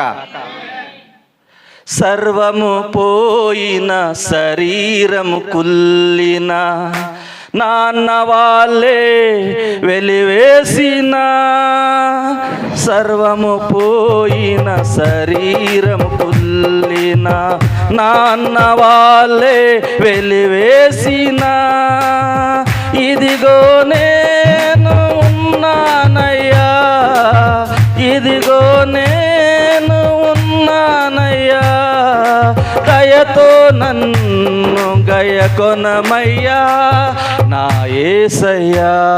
నేనేమైనా ప్రభువా నిన్నే స్తుతిస్తాను, నాకేమున్నా ప్రభువా నిన్నే ఆరాధిస్తాను. నేనేమైనా ప్రభువా నిన్నే స్తుతిస్తాను, నాకేమున్నా ప్రభువా నీకే ఇచ్చిస్తాను. హల్లెలూయా. యోబు అంటూ ఉన్నాడు, నేనేమైనా సరే ప్రభువా నిన్నే స్తుతిస్తాను. ఇదిగో నేను ఏ స్థితిలో ఉన్నా సరే, నాకున్నదంతా కోల్పోయినా, సర్వం కోల్పోయినా, నా శరీరం సహకరించకపోయినా, నేను ఏ స్థితిలో ఉన్నా సరే నిన్ను మాత్రమే స్తుతిస్తాను అని యోబు ఏ విధంగా పలికాడు, మనం కూడా ఆ విధంగా పలికినప్పుడు నా ప్రభు అత్యధికంగా ఆశీర్వాదం అందరికీ అనుగ్రహిస్తాడు. హల్లెలూయా. ఇంకొంచెం ముందుకెళ్ళి మరో భక్తుని చూద్దాం, దానియేలు గారి గురించి చూద్దాం. దానియేలు రాసినటువంటి గ్రంథము 6వ అధ్యాయం 16వ వచనాన్ని చదువుదాం. దానియేలు రాసినటువంటి గ్రంథము 6వ అధ్యాయం 16వ వచనం. అంతటా రాజు ఆజ్ఞయిగా బంట్రోతులు దానియేలును పట్టుకొని పోయి సింహాల గృహలో పడద్రోసరి పడద్రోయిగా, రాజు నీవు అనుదినము తప్పక సేవించుచున్న నీ దేవుడే నిన్ను రక్షించునని దానియేలుతో చెప్పిన. హల్లెలూయా. ఇదిగో నువ్వు అనుదినము సేవిస్తూ ఉన్నావే, నీ రాజు నీ దేవుడు నిన్ను రక్షిస్తాడు అని ఎక్కడ వేసారండి ఆయన? అట్టుకెళ్ళి సింహాల గృహలో వేశారు. ఎందుకు వేసారండి ఆయన్ని? ఎందుకు వేసారండి దానియేలు గారిని సింహాల గృహలోని? ప్రార్థన చేస్తున్నాడని సింహాల గృహలో వేశారండి. ప్రార్థన చేస్తుంటే సింహాల గృహలో వేశారు. ఈ సమయంలో చర్చికి వెళ్తే మిమ్మల్ని అరెస్ట్ చేస్తామంటే ఎవరన్నా వస్తారండి? ఎవరన్నా వస్తారా? ఎవరు రారు. మరి ఆయన సింహాల గృహలో వేశారు. నేను జైల్లో అయితే 2 రోజుల నుండి బయటకు వచ్చేతాను. ఆయన సింహాల గృహలో వేశారు. సింహాలు చీల్చేస్తాయి, ముక్కల కింద తినేస్తాయి ఆయన. మరి ఆయనకు భయం లేదంటారా? అప్పుడు ఇదిగో నేను సింహాల గృహలో వేస్తాను, నా మాట వినకపోతే అన్నప్పుడు ఆయనకు భయం లేదంటారా? భయం లేదు. ఎందుకంటే ఆయన సేవిస్తున్నటువంటి దేవుడు గొప్పవాడు కనుక భయం లేదు ఆయన. ఇదిగో నువ్వు సింహాల గృహలో వేసినా సరే, నువ్వు ఎక్కడ వేసినా సరే, దానియేలు అంటున్న మాట ఏంటో తెలుసా? నేను ఎల్లప్పుడూ యెహోవాను సన్నతించదును, నిత్యము ఆయన కీర్తి నా నోట నుండును. అంటే దానియేలు గురించి మనం చూసినట్లయితే ప్రార్థన చేస్తూ ఉన్నాడని ఒక సందర్భాన్ని బట్టి ఆయన తీసుకుని వెళ్ళి ఎక్కడ వేసారండి? సింహాల గృహలో పడేశారు. చుట్టూ సింహాలు ఉన్నాయి, మధ్యలో దానియేలు ఉన్నాడు. మనమైతే ఎలా ఉంటామండి? ఒక పాముని చూస్తేనే భయపడతాం, ఒక తేలుని చూస్తే భయపడతాం, ఒక జర్రుని చూస్తే భయపడతాం. కానీ చుట్టూ సింహాల మధ్యలో ఎవరున్నారు? ఇప్పుడు దానియేలు గారు ఉన్నారు. చుట్టూ సింహాలు ఉన్నాయి. దానియేలు మధ్యలో ఉండి ఏం చేస్తున్నాడు? ఆయన ప్రార్థన చేస్తున్నాడు అక్కడ కూడా. ఇదిగో నన్ను సింహాల గృహలో వేసారు ప్రభువా, ఇదిగో నేను భయపడలేదు, నువ్వు నా పక్షాన ఉన్నావు అని దానియేలు ప్రార్థన చేసుకుంటూ ఉన్నాడు. ప్రార్థన చేస్తూ ఉంటే దేవుడు ఏం చేసాడు? సింహాల నోరులు ముయించేసాడు అంతే. అంటే ప్రార్థనలో ఉన్న శక్తి ఏ విధంగా ఉందో ఒకసారి ఆలోచన చేయండి. ప్రార్థనని శక్తిని, ప్రార్థనలో ఉన్న శక్తిని నువ్వు చూసావంటే ప్రార్థన నీ స్థితిని, నీ గతిని, నీ కుటుంబాన్ని, నీ పరిసర ప్రాంతాలని సమస్తాన్ని నుంచి విడుదలనిస్తూ ఉంది. ప్రార్థన ఒక జీవితాన్ని మార్చేస్తూ ఉంది. ప్రార్థన దానియేలు ప్రార్థన చేశాడంతే, సింహాల నోర్లు సహితం ప్రభు ముయించేసాడు. అండ్ ఎంత గొప్ప కార్యక్రమం సాయంత్రం అది ఎంత గొప్ప కార్యం ప్రభు చేశాడు. అక్కడికి వచ్చి రాజు ఏమంటున్నాడో తెలిసిన తర్వాత, నువ్వు సేవిస్తున్నటువంటి దేవుడే నిజమైన దేవుడు అని రాజు సాగిలిపడి సాష్టాంగంతో చెప్తూ ఉన్నటువంటి మాట అది. అంటే దానియేలు ప్రార్థన చేస్తూ ఉంటే సింహాల గృహలో వేశారు. అయినప్పటికీ నువ్వు సింహాల గృహలో వేసినా సరే, నువ్వు ఎక్కడ వేసినా సరే, నువ్వేం చేసినా సరే, నేను మాత్రం ప్రార్థన చేయటం మానను అని దావీదు పలుకుతూ ఉన్నాడు. దానియేలు, నువ్వేం చేసినా సరే నేను ప్రార్థన చేయటం మాను, నేను ఎప్పుడు ప్రార్థన చేస్తాను, ఎప్పుడు దేవుణ్ణి స్తుతిస్తానని ముమ్మారు ప్రార్థన చేస్తూ ఉన్నాడు ఆయన. అంటే దానియేలులో ఉన్నటువంటి ఆలోచన ఏంటంటే, నేను ఎల్లప్పుడూ యెహోవాను సన్నిధిస్తాను, నిత్యమైన కీర్తి నా నోట నుండును. హల్లెలూయా. మరి ఈ మాట మనం కూడా చెప్పాలి. ఇదిగో నేను ఎల్లప్పుడూ నిన్నే స్తుతిస్తానయ్యా, నేను సంతోషంగా ఉన్నా, నేను ఆనందంగా ఉన్నా, నేను బాధలో ఉన్నా, కష్టంలో ఉన్నా, ఇదిగో నిన్నే స్తుతిస్తాను. ఉదయం కానీ, రాత్రి కానీ, మధ్యాహ్నం కానీ ఎప్పుడు కూడా నిన్ను స్తుతిస్తూనే ఉంటానని మనం కూడా ఎప్పుడైతే మనం చెప్పుకుంటూ ఉంటామో దేవుడు గొప్ప కార్యాలు చేస్తాడండి. దానియేలును సింహాల నోటి నుంచి తప్పించిన దేవుడు నీకు కూడా అటువంటి శ్రమలు ఉన్నాయేమో, ఆయన తప్పించగలిగే సమర్థుడని మనం నమ్మితే చాలు, ఆయన గొప్ప కార్యాలు మన మధ్యలో చేస్తాడు. హల్లెలూయా. ఇక్కడ మనం చూసినట్లయితే దానియేలుకు ఉన్నతమైన పదవి వచ్చేసింది. దానియేలును ఉన్నతమైన స్థితిలోకి దేవుడు నడిపించేశాడు. ఆయనలో ఉన్నది మనలో కూడా మనం కూడా చెప్పాలండి, నేను ఎల్లప్పుడూ యెహోవాను సన్నిధిస్తాను. యోబు గురించి మనం చూసాం, శ్రమలు వచ్చిన, ఆరోగ్యం పోయినా నేను ఎల్లప్పుడూ స్తుతిస్తానన్నాడు. ఇదిగో దానియేలు సింహాల గృహలో వేసినా సరే నేను ఎల్లప్పుడూ స్తుతిస్తానంటున్నాడు. మనం కూడా అలా చెప్పాలండి. అలా చెప్తే నిజమైన ఆరాధికులుగా, నిజమైన భక్తులుగా మనం కూడా మారిపోతాం. హల్లెలూయా. ఇక్కడ దానియేలు గురించి మనం ఆలోచించేయాలండి. దానియేలు చేసినటువంటి ప్రార్థన మనం కూడా చేయాలి. దానియేలు చేసినటువంటి స్తుతి మనం కూడా చేసేవారంగా ఉండాలి. సింహాల గృహలోన దానియేలు శక్తి ఈ లోకంలో నాకు కావాలయా. సింహాల గృహలోన దానియేలు శక్తి ఈ లోకంలో నాకు కావాలయా. నీతో నడిచే వరమీయుమా, నీతో నడిచే వరమీయుమా, నీ సిలువను మోసే కృపనీయుమా, నీ సిలువను మోసే కృపనీయుమా.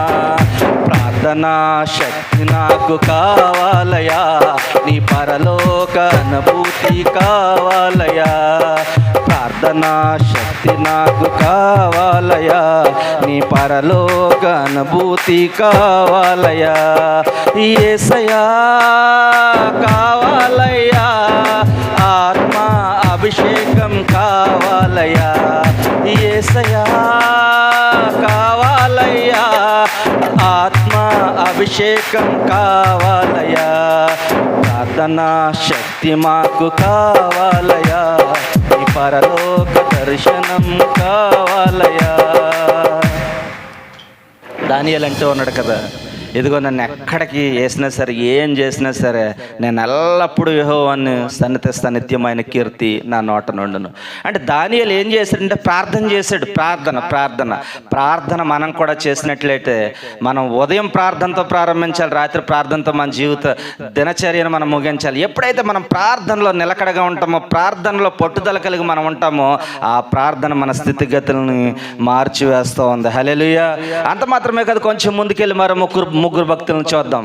దానియేలు రాసినటువంటి 3వ అధ్యాయం 16వ వచనాన్ని మనం చదువుదాం. దానియేలు రాసినటువంటి 3వ అధ్యాయం 16వ వచనం 17వ వచనం చదువుదాం. షడ్రకు, మేషకును, అబేద్నెగోలు రాజుతో ఇలాగ చెప్పిరి, నెబుకద్నెజరు ఇందును గూర్చి నీకు ప్రత్యుత్తరం ఇవ్వవలెనన్న చింత మాకు లేదు.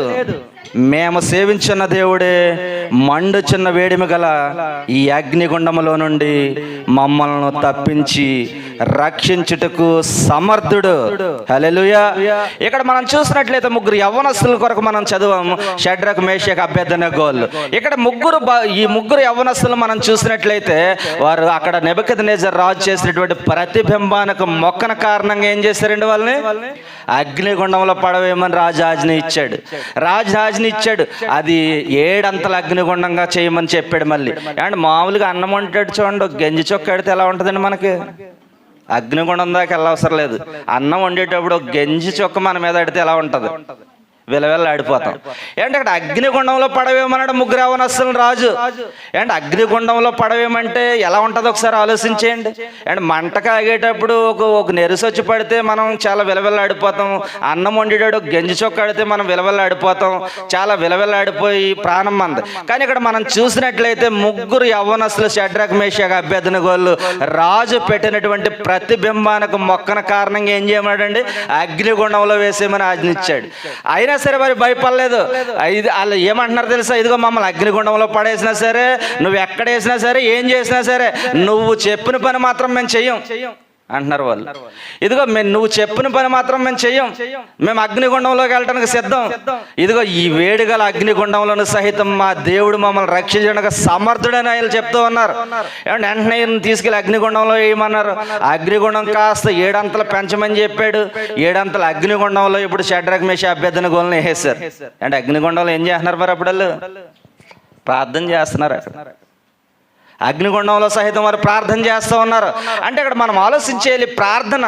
ఇదిగో నువ్వు అగ్నిగుండంలో పడేసినా సరే, ఇదిగో నువ్వు సింహాల గృహలో పడేసినా సరే, ఇదిగో నువ్వు నా దగ్గర ఉన్నటువంటి సమస్యను నువ్వు తీసేసుకున్నా సరే, ఇక్కడ షడ్రక్ మేషక్ అబేద్నెగోలు ముగ్గురు అంటున్నటువంటి మాట ఏంటో తెలిసిన మనసులో ఉన్నమాట, మేము ఎల్లప్పుడూ యెహోవాను సన్నిధిస్తాము, నిత్యం ఆయన కీర్తి మా నోట నుండి. హల్లెలూయా. ఇక్కడ అగ్నిగుండంలో సహితం ముగ్గురు భక్తులు మలుగుతూ ఉన్నారు.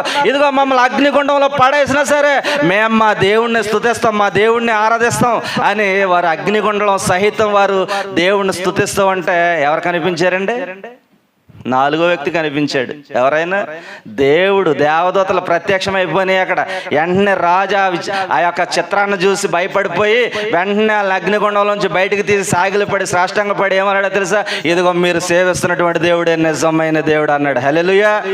ఇదిగో ఆయన నిజమైన దేవుడు, ఆయన నమ్మకమైన దేవుడు.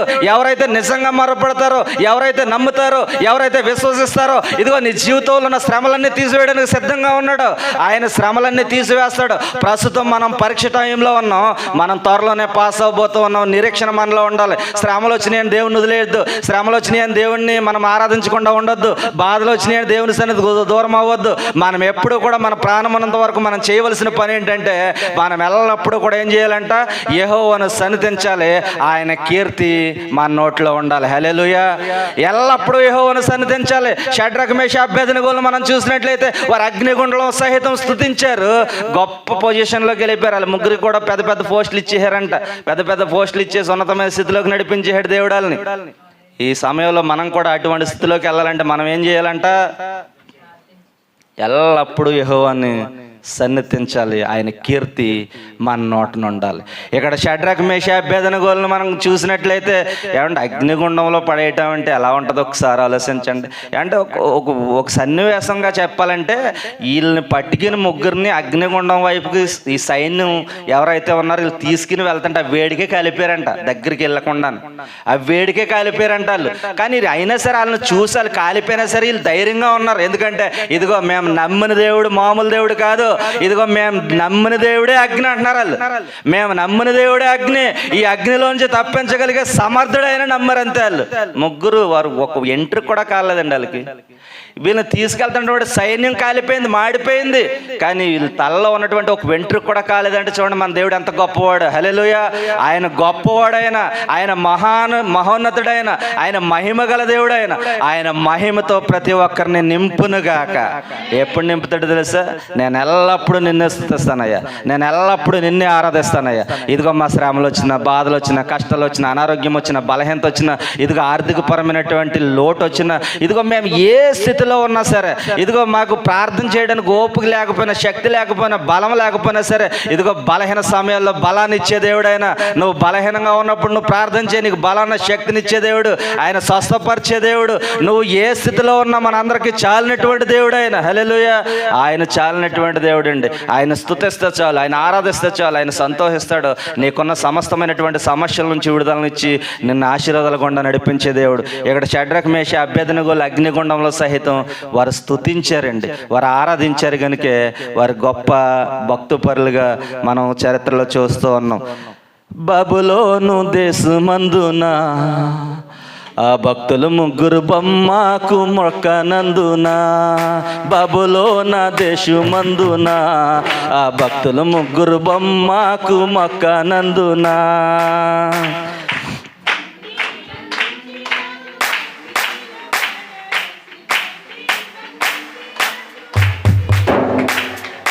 నాలుగో వాడు ఉండలేదా ఓ భక్తుడా, నాలుగో వాడు ఉండలేదా, నాలుగో వాడు ఉండలేదా ఓ భక్తుడా, నాలుగో వాడు ఉండలేదా.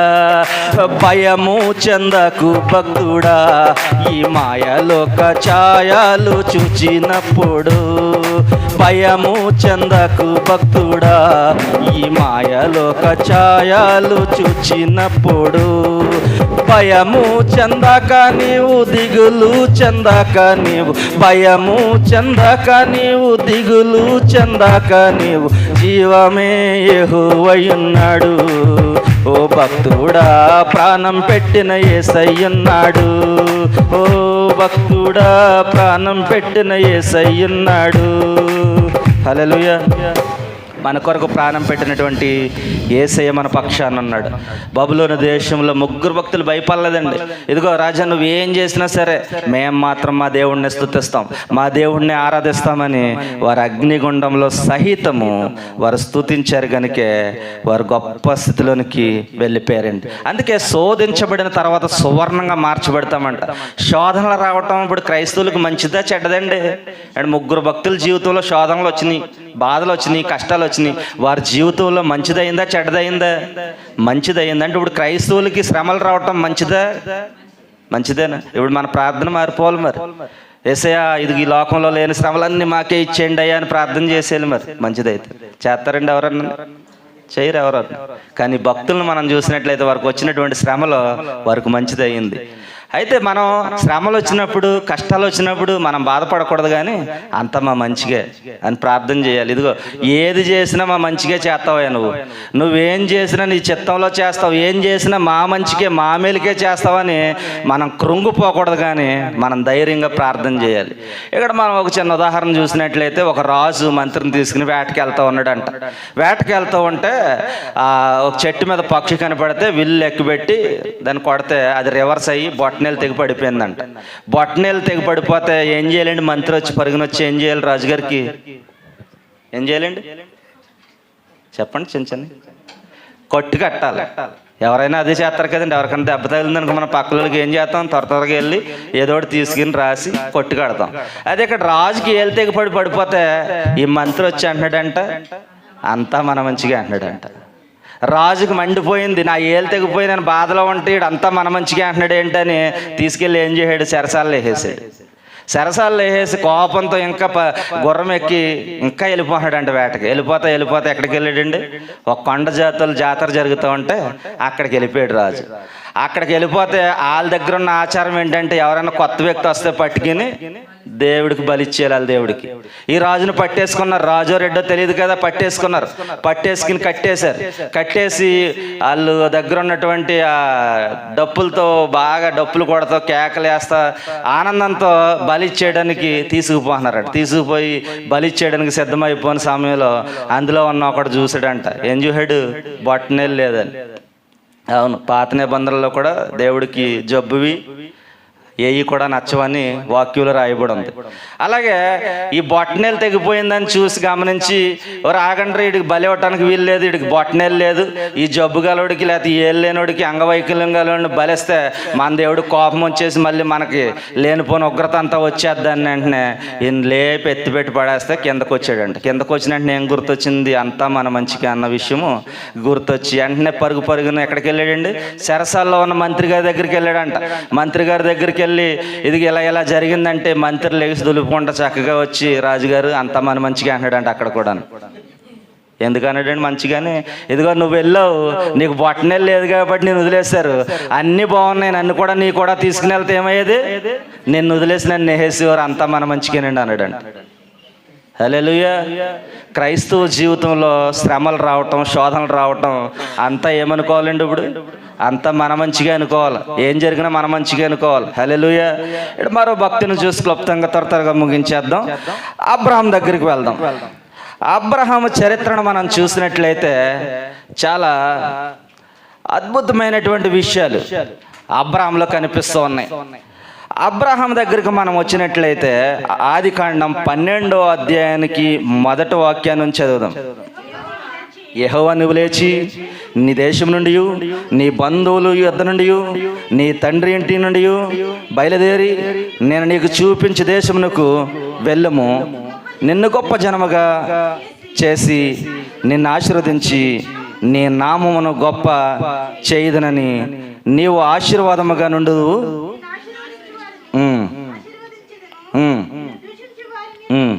సరిపోతుందా? మొక్క నిమిషం, ఎందుకంటే సమయం లేదు కనుక తర్వాత చదువుకోండి. 1వ వచనం నుంచి అబ్రహాము జీవిత చరిత్ర మనకు కనిపిస్తూ ఉంది. ఇక్కడ మనం చూసినట్లయితే 12వ అధ్యాయం 1వ వాక్యంలో యెహోవా నువ్వు లేచి దేశం నుండి, నీ బంధువుల యొద్ద నుండి, నీ తండ్రి ఇంటి యొద్ద నుండి బయలుదేరి నేను నీకు చూపించే దేశమునకు వెళ్ళుము. నిన్ను గొప్ప జనాంగముగా చేస్తాను, ఆశీర్వదిస్తానని దేవుడు అబ్రహాంతో మాట్లాడాడు. అయితే ఇక్కడ అబ్రహాము గురించి మనం చూసినట్లయితే అబ్రహాము నిజదేవుడు ఎవరు అని సత్యాన్వేషణలో ఉన్నాడు. ఎందుకంటే వారు చేస్తున్నటువంటి వృత్తి, తండ్రి ఏం చేస్తా ఉన్నాడండి? బొమ్మలను చెక్కడం, అబ్రహాంకి ఇవ్వటం, అమ్ముకోవటం. ఈయన పరిశోధిస్తూ ఉన్నాడు, పరిశీలన చేస్తూ ఉన్నాడు. నిజదేవుడు ఎవరు, సత్యదేవుడు ఎవరు అని అబ్రహాము ఆలోచిస్తూ ఉన్న సమయంలో దేవుడు అబ్రహాంతో మాట్లాడాడు. అబ్రహామా, నువ్వు సమస్తాన్ని విడిచి నువ్వు వెళ్ళిపో, నిన్ను గొప్ప జనంగా చేస్తాను, నిన్ను ఆశీర్వదిస్తాను అని అబ్రహాంతో చెప్తే వెంటనే అబ్రహాం ఏం చేశాడంటే తట్టబుట్ట సర్దుకుని ఉన్నదంతా వదిలేసి ప్రయాణమై వెళ్ళిపోతా ఉన్నాడండి. ప్రయాణమై వెళ్ళిపోతా ఉంటే దారిలో మా అల్లుడు ఎదురయ్యాడు. నేను వెళ్ళిపోతా ఉంటాను. మావి ఎట్టి వెళ్తున్నారు అన్నాడు అనుకోండి. నేను ఏం చెప్పాలండి? ఏదో ఊరు వెళ్తున్నానని చెప్పాలా? నాకు తెలియదు అల్లుడు అంటే ఎలా ఉంటుందండి ఆయనకి? ఇప్పుడు నేను పెట్లన్నీ తట్టబుట్ట సర్దుకుని వెళ్ళిపోతున్నాను. దారిలో వెళ్ళిపోతుంటే ఎవరో కనిపించారు. అండ్ ఊరు వెళ్తున్నారు? అవునండి ఊరు వెళ్తున్నాను. ఏ ఊరు వెళ్తున్నారండి? తెలియదు సార్. ఎంత విచిత్రంగా ఉందండి. దేవుడు అబ్రహాంతో మాట్లాడంటే, ఇదిగో అబ్రహామా, నీకున్న సమస్తాన్ని నువ్వు విడిచిపెట్టి వెళ్ళు, నిన్ను గొప్ప ఆశీర్వాదం, గొప్ప జనంగా చేస్తున్నాడు అంతే దేవుడు. అబ్రహాం సమస్తాన్ని విడిచిపెట్టి బయలుదేరి వెళ్ళిపోతూ ఉన్నాడు. ఎక్కడికి వెళ్ళాలో తెలియదు, దేవుడు ఎక్కడికి వెళ్ళమన్నాడో తెలియదు, ఏం చేయాలో తెలియదు, కానీ వెళ్ళిపోతూ ఉన్నాడు. అబ్రహాంలో ఉన్నదేంటో తెలుసా? ఈ నిజమైన దేవుడు ఈయన చెప్పాడు ఇది నేను చేయాలి, ఆ దేవుడు చెప్పాడు ఇది నేను చేయాలి, అంతే ఆయనలో ఉన్నది. బయలుదేరాడు, వెళ్ళిపోతూ ఉన్నాడు. తర్వాత దేవుడు అబ్రహాంతో మాట్లాడాడు. ఏమని మాట్లాడండి? ఇదిగో నిన్ను గొప్ప జనంగా చేస్తాను కదా, నీకు 75 వయసు సమయం, ఇదిగో నీకు ఒక కుమారుడిని ఇస్తాను, కుమారుడు ద్వారా గొప్ప జనాంగం చేస్తానన్నాడు. అండ్ అన్నాడా? అండ్ 75 సంవత్సరాల్లో దేవుడు అబ్రహాంకు మాట ఇస్తే ఎప్పుడు అయిపోలేదు? 76వ సంవత్సరాలు అయిపోవాలి కదండి. మనమైతే ఇదిగో ఉదయం చర్చికి వెళ్ళి ప్రార్థన చేసి వచ్చిన వెంటనే అయిపోవాలి మనకైతే. మరి అదే లెక్క ప్రకారంగా చూస్తే అబ్రహాంకి 75 సంవత్సరాలు ఇస్తే 76లో కొడుకు పుట్టేయాలి. కానీ ఎన్ని సంవత్సరాలు నిరీక్షణతో ఉన్నాడు ఆయన? 25 సంవత్సరాలు. 100వ సంవత్సరంలో ఆయనకి ఇస్సాకు అనే బహుమానాన్ని ఇచ్చాడు. అంటే 25 సంవత్సరాల్లో సారమ్మ ఎంత శోధించేసి ఉంటుంది? దేవుడు నీతో మాట్లాడా? దేవుడు నిజంగా నీతో చెప్పాడా? కుమారుడిని ఇస్తానన్నాడా? ఏడు కుమారుడు ఎప్పుడు ఇస్తాడు కుమారుడు అని శోధించేసి ఉంటుంది. అయినప్పటికీ అబ్రహాం నిరీక్షణతో ఉన్నాడు. ఎందుకంటే నా దేవుడు చెప్పాడు, ఖచ్చితంగా చేస్తాడు, అంతే, ఖచ్చితంగా చేస్తాడు. 100 సంవత్సరాల వయసులో ఇస్సాకు అనే బహుమానాన్ని ఇచ్చాడు. హల్లెలూయా. ఇచ్చిన వెంటనే మరలా ప్రభు మాట్లాడుతూ, అబ్రహామా, ఇదిగో నువ్వు ప్రేమిస్తున్నటువంటి ఒక్కగానో కుమారుని మోరియా పర్వతం మీదకి తీసుకెళ్ళి బలిచ్చే అన్నాడు, అంతే. అంటే ఎంత ఆలోచించాల్సిన మాటలు ఇవి. అంటే ఒక్కగానో కుమారుణ్ణి 75 సంవత్సరాల వయసులో నువ్వు వాగ్దానం చేసి 100 సంవత్సరాలు 100 సంవత్సరాల వయసులో నాకు ఒక బహుమానాన్ని ఇచ్చావు, ఇదిగో మళ్ళీ నువ్వు బలిచ్చేయమంటున్నా. నువ్వేం దేవుడివయ్యా? మనమైతే ఏమంటామండి? మన స్టైల్లోనే నువ్వేం దేవుడివయ్యా?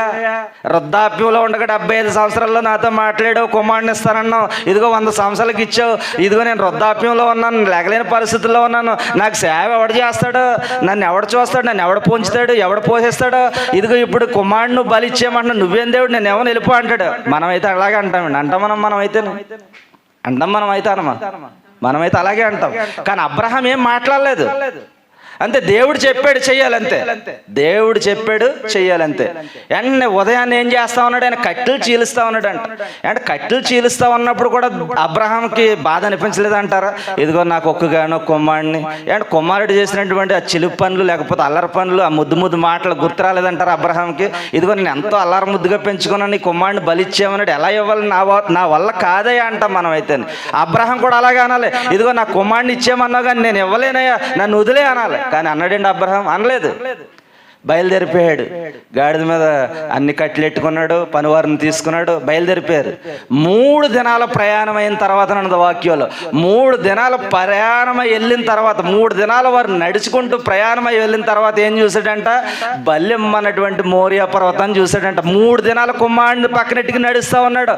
అంటే ఈ 3 దినాల్లో కుమారుడు మాట్లాడుతూ ఉన్నప్పుడు హృదయం చలించిపోద్ది మనకైతేనే. మనం ఆ పరిస్థితుల్లో ఉంటే కుమారుడిని మనం నడుస్తూ వెళ్తూ ఉన్నప్పుడు కుమారుడు అడుగుతున్నటువంటి ప్రశ్నలకు మనం సమాధానం చెప్తూ కన్నీళ్ళు వచ్చేస్తాయి మనకైతే.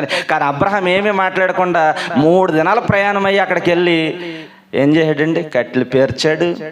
అప్పుడు కూడా కుమారుడు అంటూ ఉన్నాడు, ఇదిగో మనం వెళ్తా ఉన్నాం కానీ అన్నీ ఉన్నాయి కానీ దహన బలి అన్నాం, గొర్రెపిల్లేది. దేవుడు చూసుకుంటాడు, యెహోవా ఈరే అన్నాడు. అంతే, దేవుడు చూసుకుంటాడు. వెళ్ళారు, చక్కగా కట్టెలు పేర్చాడు, చక్కగా గంతలు కట్టారు. ఏమంటే ఇస్సాక్కి ఏమి చిన్న పిల్లోడేం కాదు, ఇంచుమించు యవ్వనస్తుడు, 16-18 సంవత్సరాలు కలిగినటువంటి యవ్వనస్తుడు, వృద్ధాప్యం ఉన్నటువంటి అబ్రహాము. ఇదిగో నా కళ్ళుకి గంత కడుతున్నావు ఏంటి, నా చేతులకు కట్టెలు కడుతున్నావు ఏంటి, నా కాళ్ళు బంధించేస్తున్నావు ఏంటి, అసలు నన్ను ఏం చేయాలనుకుంటున్నావు అని మన పిల్లలైతే ఏం చేస్తారంటే మనల్ని తన్ని తోహేసి, ఇదిగో సత్తే నువ్వు చావు నీ దేవుడి కొరకు, నీ దేవుడి కొరకు నేనెందుకు సావాలా అని మనల్ని కొట్టి పారిపోతారు వాళ్ళు. కానీ ఇస్సాకు ఏం చేసాడండి, అలాగా ఏం చేయలేదు. ఇదిగో ఏం చేస్తున్నా సరే నా తండ్రి ఏదో గొప్ప పని చేస్తాడు, నా తండ్రి నాకు మేలుకరంగానే చేస్తాడని అలా ఉన్నాడు. అంతే, కట్టాడు, కట్టెల మీద పడుకోబెట్టాడు, కత్తి ఎత్తిపెట్టాడు బలి ఇవ్వటానికి. అబ్రహాంతో మాట్లాడు, ఇదిగో నువ్వు నన్ను ఎంతగా ప్రేమిస్తా ఉన్నావో నేను నిన్ను చూస్తా ఉన్నాను, నేను పరిశోధించాను, నేను పరిశీలించాను అని గొప్ప ఆశీర్వాదాలు గుండా వారిని నడిపించినట్లు వాక్యం సెలవిస్తాం. అంటే అబ్రహాములో ఉన్న ఆలోచన ఏంటి మనకు చెప్పకపోయినా, ఇదిగో నేను ఎల్లప్పుడూ యెహోవాను సన్నిధిస్తాను, నిత్యం ఆయన కీర్తి నా నోట నుండును. హల్లెలూయా. నేను ఎల్లప్పుడూ, ఎందుకు ఈ మాట అంటున్నానంటే, ఇదిగో అబ్రహాం జీవితాన్ని మనం చూసినట్లయితే దేవుడు చెప్పాడు, ఇదిగో సమస్తం వదిలే వెళ్ళిపో అన్నాడు. ఇదిగో నీకు ఒక్క కుమారుని ఇస్తానన్నాడు, ఇచ్చాడు. ఈ కుమారుని బలిచ్చే అన్నాడు, తీసుకుని వెళ్ళి బలిచ్చే అన్నాడు. అంటే దేవుడు చెప్పిన మాట ఏం చేస్తున్నాడు, అబ్రహాం చేస్తా ఉన్నాడు. మరి దేవుడు చెప్పిన మాట మనం చేస్తా ఉన్నాం, మన జీవితంలో చేయలేకపోతూ ఉన్నాం. కానీ ఇక్కడ అబ్రహాం దేవుడు చెప్పిన పని చేయటానికి సిద్ధపడ్డాడు, ఆయన ఇష్టపడ్డాడు. కానీ అబ్రహాం గొప్ప ఆశీర్వాదం పొందుకున్నాడు. ఇదిగో ఇస్కరేణి వలె చక్కని జనాంగంగా చేసేసాడు. అంటే ఎంత ఆశీర్వాదాన్ని అబ్రహాం పొందుకున్నాడు అంటే, అబ్రహాము చెప్పే మాట ఏంటంటే, నేను ఎల్లప్పుడూ నేను ఏమైపోయినా సరే దేవుడు నన్ను నేను చేయమన్నా సరే నేను చేయడానికి సిద్ధంగా ఉన్నాను, నేను ఎల్లప్పుడూ ఆయన స్తుతిస్తాను, ఆయన కీర్తి నా నోట నుండునని అబ్రహాం కూడా చెప్తూ ఉన్నాడు. ఆ విధంగా మనం కూడా చెప్పాలండి, ఆ విధంగా మనం కూడా పలకాలి. ఇదిగో యోబు శోధించిన తర్వాత సువర్ణంగా మార్చబడ్డాడు, 2 ఆశీర్వాదం పొందుకున్నాడు. ఇంకా మన జీవితంలో ఆశీర్వాదం లేదేమో, శోధనలో ఉన్నావేమో, నువ్వు కూడా సువర్ణంగా మార్చబడతావు ఒకదేనన్నా. హల్లెలూయా. మనం సువర్ణంగా మార్చబడతాం ఎప్పుడు అంటే పరీక్ష టైంలో ఉన్నాం. కొంచెం కాలం మనం ఓపుకుతో ఉన్నట్లయితే, నిరీక్షణతో ఉన్నట్లయితే దేవుడు మనల్ని కూడా సువర్ణంగా మార్చబోతూ ఉన్నాడు. అంత మాత్రమే కాదు, ఇక్కడ దానియేలు కూడా మనం చూసినట్లయితే సింహాల గృహలో వేశారు, అయినా సరే ఆయన సింహాల గృహలో ప్రార్థించాడు, గొప్ప ఆశీర్వాదాన్ని పొందుకున్నాడు. షడ్రక్ మేషక్ అబేద్నెగోలను చూసినట్లయితే అగ్నిగుండంలో ఇవ్వబడినప్పుడు కూడా వాళ్ళు ధైర్యంగా అగ్నిగుండంలోకి వెళ్ళారు, ప్రార్థించారు, గొప్ప పొజిషన్లోకి వెళ్ళి గొప్ప ఆశీర్వాదాన్ని పొందుకున్నారు. అబ్రహాం జీవితంలో కూడా మనం చూసినట్లయితే గొప్ప ఆశీర్వాదాన్ని అబ్రహాం పొందుకున్నాడు. అటువంటి ఆశీర్వాదాలు మనం కూడా పొందుకోవాలంటే మనం కూడా ఈ రోజు అనాల్సిన మాట, నేను ఎల్లప్పుడూ యెహోవాను సన్నిధించిన నిత్యము ఆయన కీర్తి నా నోట నుండను. ఈ మాట అన్న వాళ్ళు నిజమైన భక్తులు, నిజమైన ఆరాధికులు, నిజమైన విశ్వాసులు అని వాక్యం సెలవిస్తూ ఉంది. ఈ మాట మనం ఎప్పుడు అంటూ ఉండాలండి. ఒకరోజు అని మానేయటం కాదు, ఒకరోజు మనం చదివేసి వదిలేయటం కాదు. ఈ మాటను మన జీవితంలో ఎప్పుడు మనం పాటించే వరంగా ఉంటే వీరు ఈ భక్తుల జీవితాల్లో పొందుకున్నటువంటి ఆశీర్వాదాలని మనం కూడా పొందుకునే వరంగా ఉంటాం. ఎప్పుడు కూడా మనం స్తుతించాలి, ఆరాధించాలి అంటే మనం కూడా ఆయన్ని స్తుతించే వరంగా ఉండాలి. అందరు లేచిన పడదాం, చిన్న ప్రార్థన చేసుకుందాం. అందరు లేచిన పడదాం, ఒక నిమిషం అందరూ లేచిన పడదాం. ప్రభు ఇదిగో మాతో మాట్లాడారయ్యా, ఇదిగో ఈరోజు మాతో మాట్లాడిన విధానాన్ని బట్టి మేము ఎల్లప్పుడూ నిన్నే స్తుతిస్తాం. ఇదిగో మేము ఏ స్థితిలో ఉన్నా నిన్నే ఆరాధిస్తాం. ఇదిగో మేము ఏ పరిస్థితిలో ఉన్నా నిన్ను ఆరాధిస్తాం, నిన్ను స్తుతిస్తాం, నిన్ను విడిచిపెట్టాం ప్రభువా. ఇదిగో మీరు చెప్పిన పని మేము చేస్తాం. ఇదిగో మేము గొప్ప ఆశీర్వాదాల్లో మేము ఉండాలని ఆశపడుతూ ఉన్నాం ప్రభువా. ఇదిగో మా జీవితంలో మీరు అత్యధికమైనటువంటి ఆశీర్వాదాలు ఇచ్చే దేవుడు. అందరం కూడా చిన్న ప్రార్థన చేసుకుందాం. ఇదిగో నేను ఎల్లప్పుడూ యెహోవాను సన్నిధించేది నిత్యం ఆయన కీర్తన నోటనుండును. ఇదిగో యోబు జీవితంలో మీరు అద్భుతం చేశారు ప్రభువా. ఉన్నదంతా కోల్పోయి సర్వం కోల్పోయినా సరే ఇదిగో 200 ఆశీర్వాదం ఇచ్చారు. ఇదిగో దానియేలు ప్రార్థిస్తూ ఉండడానికి సింహాల గృహంలో వేసినప్పటికీ సింహాల నోళ్ళు మూయించి మీరు అద్భుతమైన విజయాన్ని అనుగ్రహించారు. మీకు స్తోత్రాలు. ఇదిగో ప్రభు షడ్రక్ మేషాక్ అబేద్నెగోలు అగ్నిగుండంలో వేసినప్పుడు కూడా వారు ప్రార్థించారు, స్తుతించారు ప్రభు. ఇదిగో వారి తల వెంట్రుక కూడా కాలిపోలేదు. ఇదిగో నాయన మీరు వారిని తప్పించారు, వేడి నుంచి తప్పించి గొప్ప ఆశీర్వాదాలు ఇచ్చారు. మీకు స్తోత్రం. ఇదిగో అబ్రహాం జీవితంలో మీరు చేసిన గొప్ప కార్యాలు ప్రభు. ఇదిగో అబ్రహాం సమస్తాన్ని విడిచిపెట్టి వెళ్ళిపోయాడు ప్రభు. ఇదిగో ఈ సమయంలో మాకున్నటువంటి కోపాన్ని విడిచిపెట్టాలని ఆశపడుతూ ఉన్నాం. మాకున్నటువంటి నాయన ఇదిగో నాయన క్షమించుకోవాలని ఆశపడుతూ ఉన్నాం, ప్రేమించుకోవాలని ఆశపడుతూ ఉన్నాం ప్రభు. మాలో ఉన్న సమస్తాన్ని ఇదిగో దుర్నీతిని మేము విడిచిపెట్టాలని ఆశపడుతూ ఉన్నాం ప్రభు. ఇప్పుడే నేను ఒక తీర్మానం తీసుకుంటూ ఉన్నాం రాజా. ఇదిగో మేము ఎల్లప్పుడూ నిన్ను స్తుతిస్తాము, నిన్ను ఆరాధిస్తాము, నిన్ను గణపరుస్తాము. నీ కీర్తి ఎప్పుడు కూడా మా నోట నుండి లాగా మేము చూసుకుంటాం ప్రభా. ఇదిగో మా జీవితంలో కష్టాలు ఉన్నాయి, నష్టాలు ఉన్నాయి, శ్రమలు ఉన్నాయి, బాధలు ఉన్నాయి, ఇబ్బందులు ఉన్నాయి, ఇరుకులు ఉన్నాయి, శోధనలు ఉన్నాయి. మేము ఎప్పుడు కూడా ప్రభా వెనకడిగేయం. మేము ఎల్లప్పుడూ నిన్నే స్తుతిస్తామని ఈరోజు మనం అందరం కూడా ఒక తీర్మానం తీసుకుందాం. ఇదిగో నీ జీవితంలో ఏ శ్రమ ఉన్నా సరే, ఏ బాధ ఉన్నా సరే, ఏ సమస్య ఉన్నా సరే, ఇదిగో దేవుణ్ణి నువ్వు వెంబడించు. ఇదిగో నువ్వు దేవుడి యొద్దకు వచ్చినట్లయితే అప్పుడు నీ యొద్దకు వస్తానని సెలవిచ్చాడు. ఇదిగో ఈ సమయంలో నువ్వు ప్రతి నిత్యము ప్రతి క్షణము నువ్వు దేవుని యొద్దకు రా. అంతే, దేవుడు నీ యొద్దకు వచ్చి నీకున్నటువంటి సమస్తాన్ని నుంచి విడుదల ఇచ్చి గొప్ప ఆశీర్వాదాలు ఇస్తాడు. బలహీన సమయాల్లో బలపరిచే దేవుడు ఆయన, శక్తినిచ్చే దేవుడు, స్వస్థతనిచ్చే దేవుడు, ఆరోగ్యాన్ని ఇచ్చే దేవుడు ఆయన. ప్రార్థన ప్రార్థన. నేనేమైనా ప్రభువా నిన్నే స్తుతిస్తాను, నాకేమున్నా ప్రభువా. అందరం కూడా స్వరాలు తెలుసు. నేనేమైనా ప్రభువా నిన్నే స్తుతిస్తాను, నాకేమున్నా ప్రభువా నీకే అర్పిస్తాను. నేనేమున్నా ప్రభువా నిన్నే స్తుతిస్తాను, నాకేమున్నా ప్రభువా నీకే అర్పిస్తాను. నేనేమై ఉన్నానో నీ దయ వల్లేనయ్యా, నేనేమై ఉన్నానో నీ దయ వలనేనయ్యా. నాకున్నవన్నీయు నీవిచ్చినవేనయ్యా, నాకున్నవన్నీయు నీవిచ్చినవేనయ్యా. నేనేమైనా ప్రభువా నిన్ను స్తుతిస్తాను, నాకేమున్నా ప్రభువా నీకే అర్పిస్తాను. అవునయ్యా, ఇదిగో నాయన ప్రభా నిన్నే స్తుతిస్తాం ప్రభా. మేమేమై ఉన్నావో తండ్రి ప్రభా కేవలం నీ కృపను బట్టి మాత్రమే. యేసయ్యా నీకు స్తోత్రం, నీకు స్తోత్రం, నీకు స్తోత్రం ప్రభా. ఎల్లప్పుడు ఎల్లప్పుడు ఎల్లప్పుడు నిన్నే స్తుతిస్తాం ప్రభా. ఇదిగో ఈ దినం నుంచి ప్రభా నిన్నే ఆరాధిస్తాం ప్రభా. ఇదిగో మేము ఏ స్థితిలో ఉన్నా ప్రభా, ఏ పరిస్థితిలో ఉన్నా సరే ప్రభా నిన్ను మాత్రం విడిచిపెట్టమయ్యా. నిన్ను మాత్రమే స్తుతిస్తాం తండ్రి, నిన్ను మాత్రమే స్తుతిస్తాం ప్రభా. లేక లేక వృద్ధాప్యమందు ఏకైక కుమారుని ఇచ్చింది నీవే. లేక లేక వృద్ధాప్యమందు ఏకైక కుమారుని ఇచ్చింది నీవే.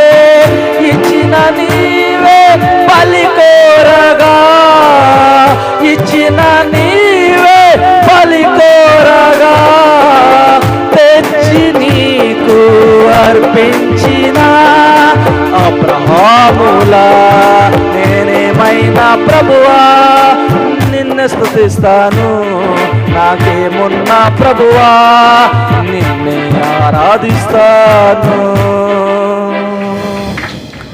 యేసయ్యా మీకు స్తోత్రాలు ప్రభువా. ఇదిగో నాయన ప్రభువా మేము ఈ స్థితిలో ఉన్నామంటే కేవలం నీ కృప మాత్రమే ప్రభువా. మేమేమైనా సరే నిన్నే స్తుతిస్తామయ్యా, మేమేమైనా సరే నిన్నే ఆరాధిస్తాం ప్రభువా. ఇదిగో మేమేమై ఉన్నామో కేవలం నీ కృపను బట్టి మాత్రమే నాయన ప్రభువా. ఇదిగో మీరు ఇచ్చిన కృపను బట్టి, ప్రేమను బట్టి, సంతోషాన్ని బట్టి, ఆనందాన్ని బట్టి నేను నామమున స్తుతిస్తూ ఉన్నాం.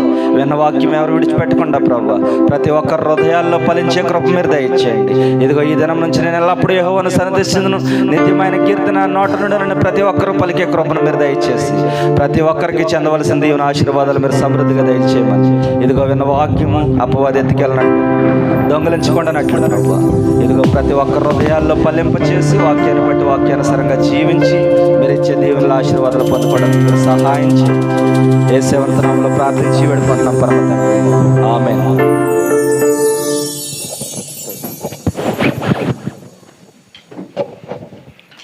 హల్లెలూయా. చెప్పబడిన వాక్యం మనందరి హృదయంలో ఫలింప చేయనుగాక. ఈ సమయంలో కానుకల పాట ఎవరైనా ఆసక్తి కలిగిన వారు వచ్చి కానుకల పాట పాడవలసిందిగా పాట పాడుతుండగా కానుకలు సమర్పించుకుందాం.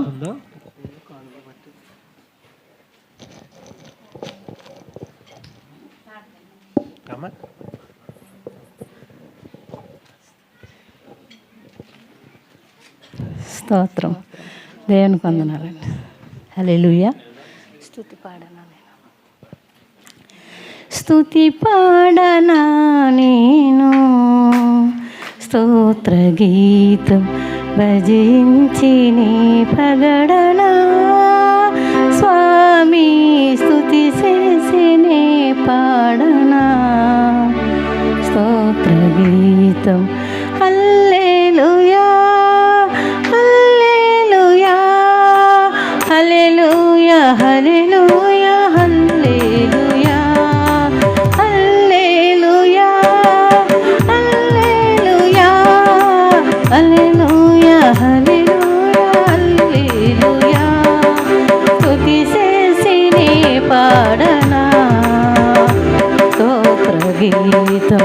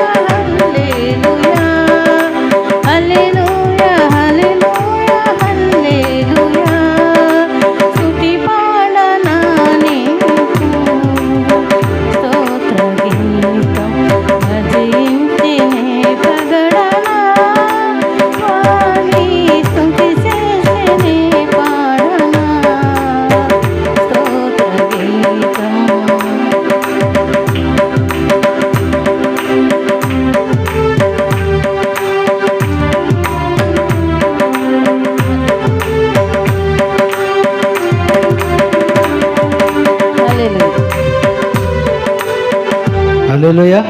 ఈ సమయంలో కానుకల కొరకు మన మధ్యలో ఉన్న పెద్దగారు రాజుగారు వచ్చి ప్రార్థన చేయవలసిందిగా కానుకల కొరకు.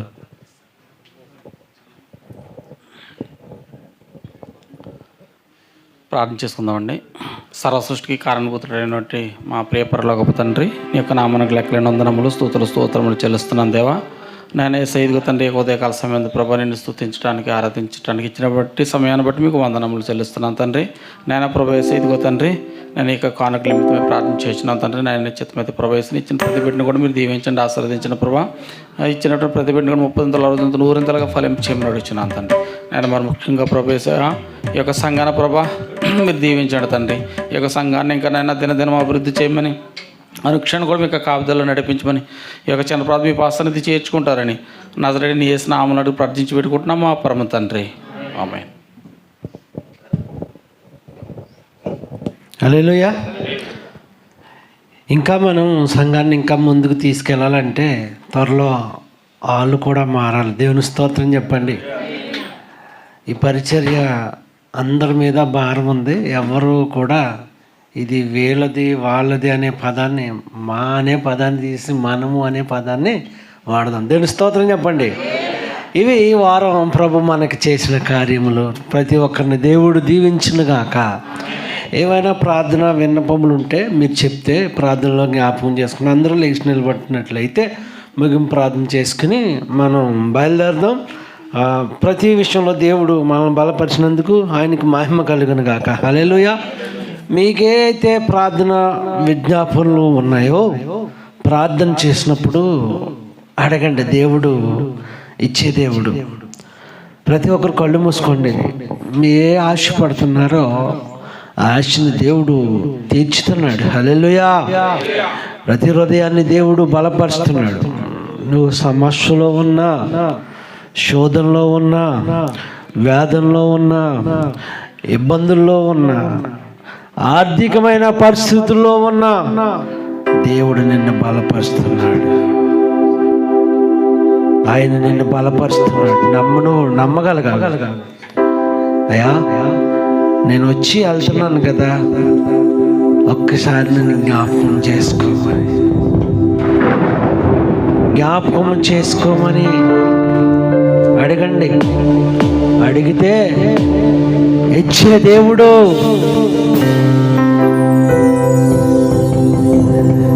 ఏమైనా చేయగలవు, కథ మొత్తం మార్చగలవు, నీ నామముకే మహిమంతా తెచ్చుకుందువు.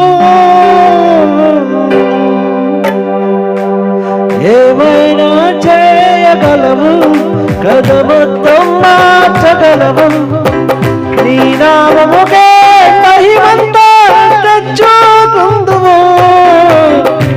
యేసయ్యా యేసయ్యా యేసయ్యా యేసయ్యా, నీకే సాధ్యము.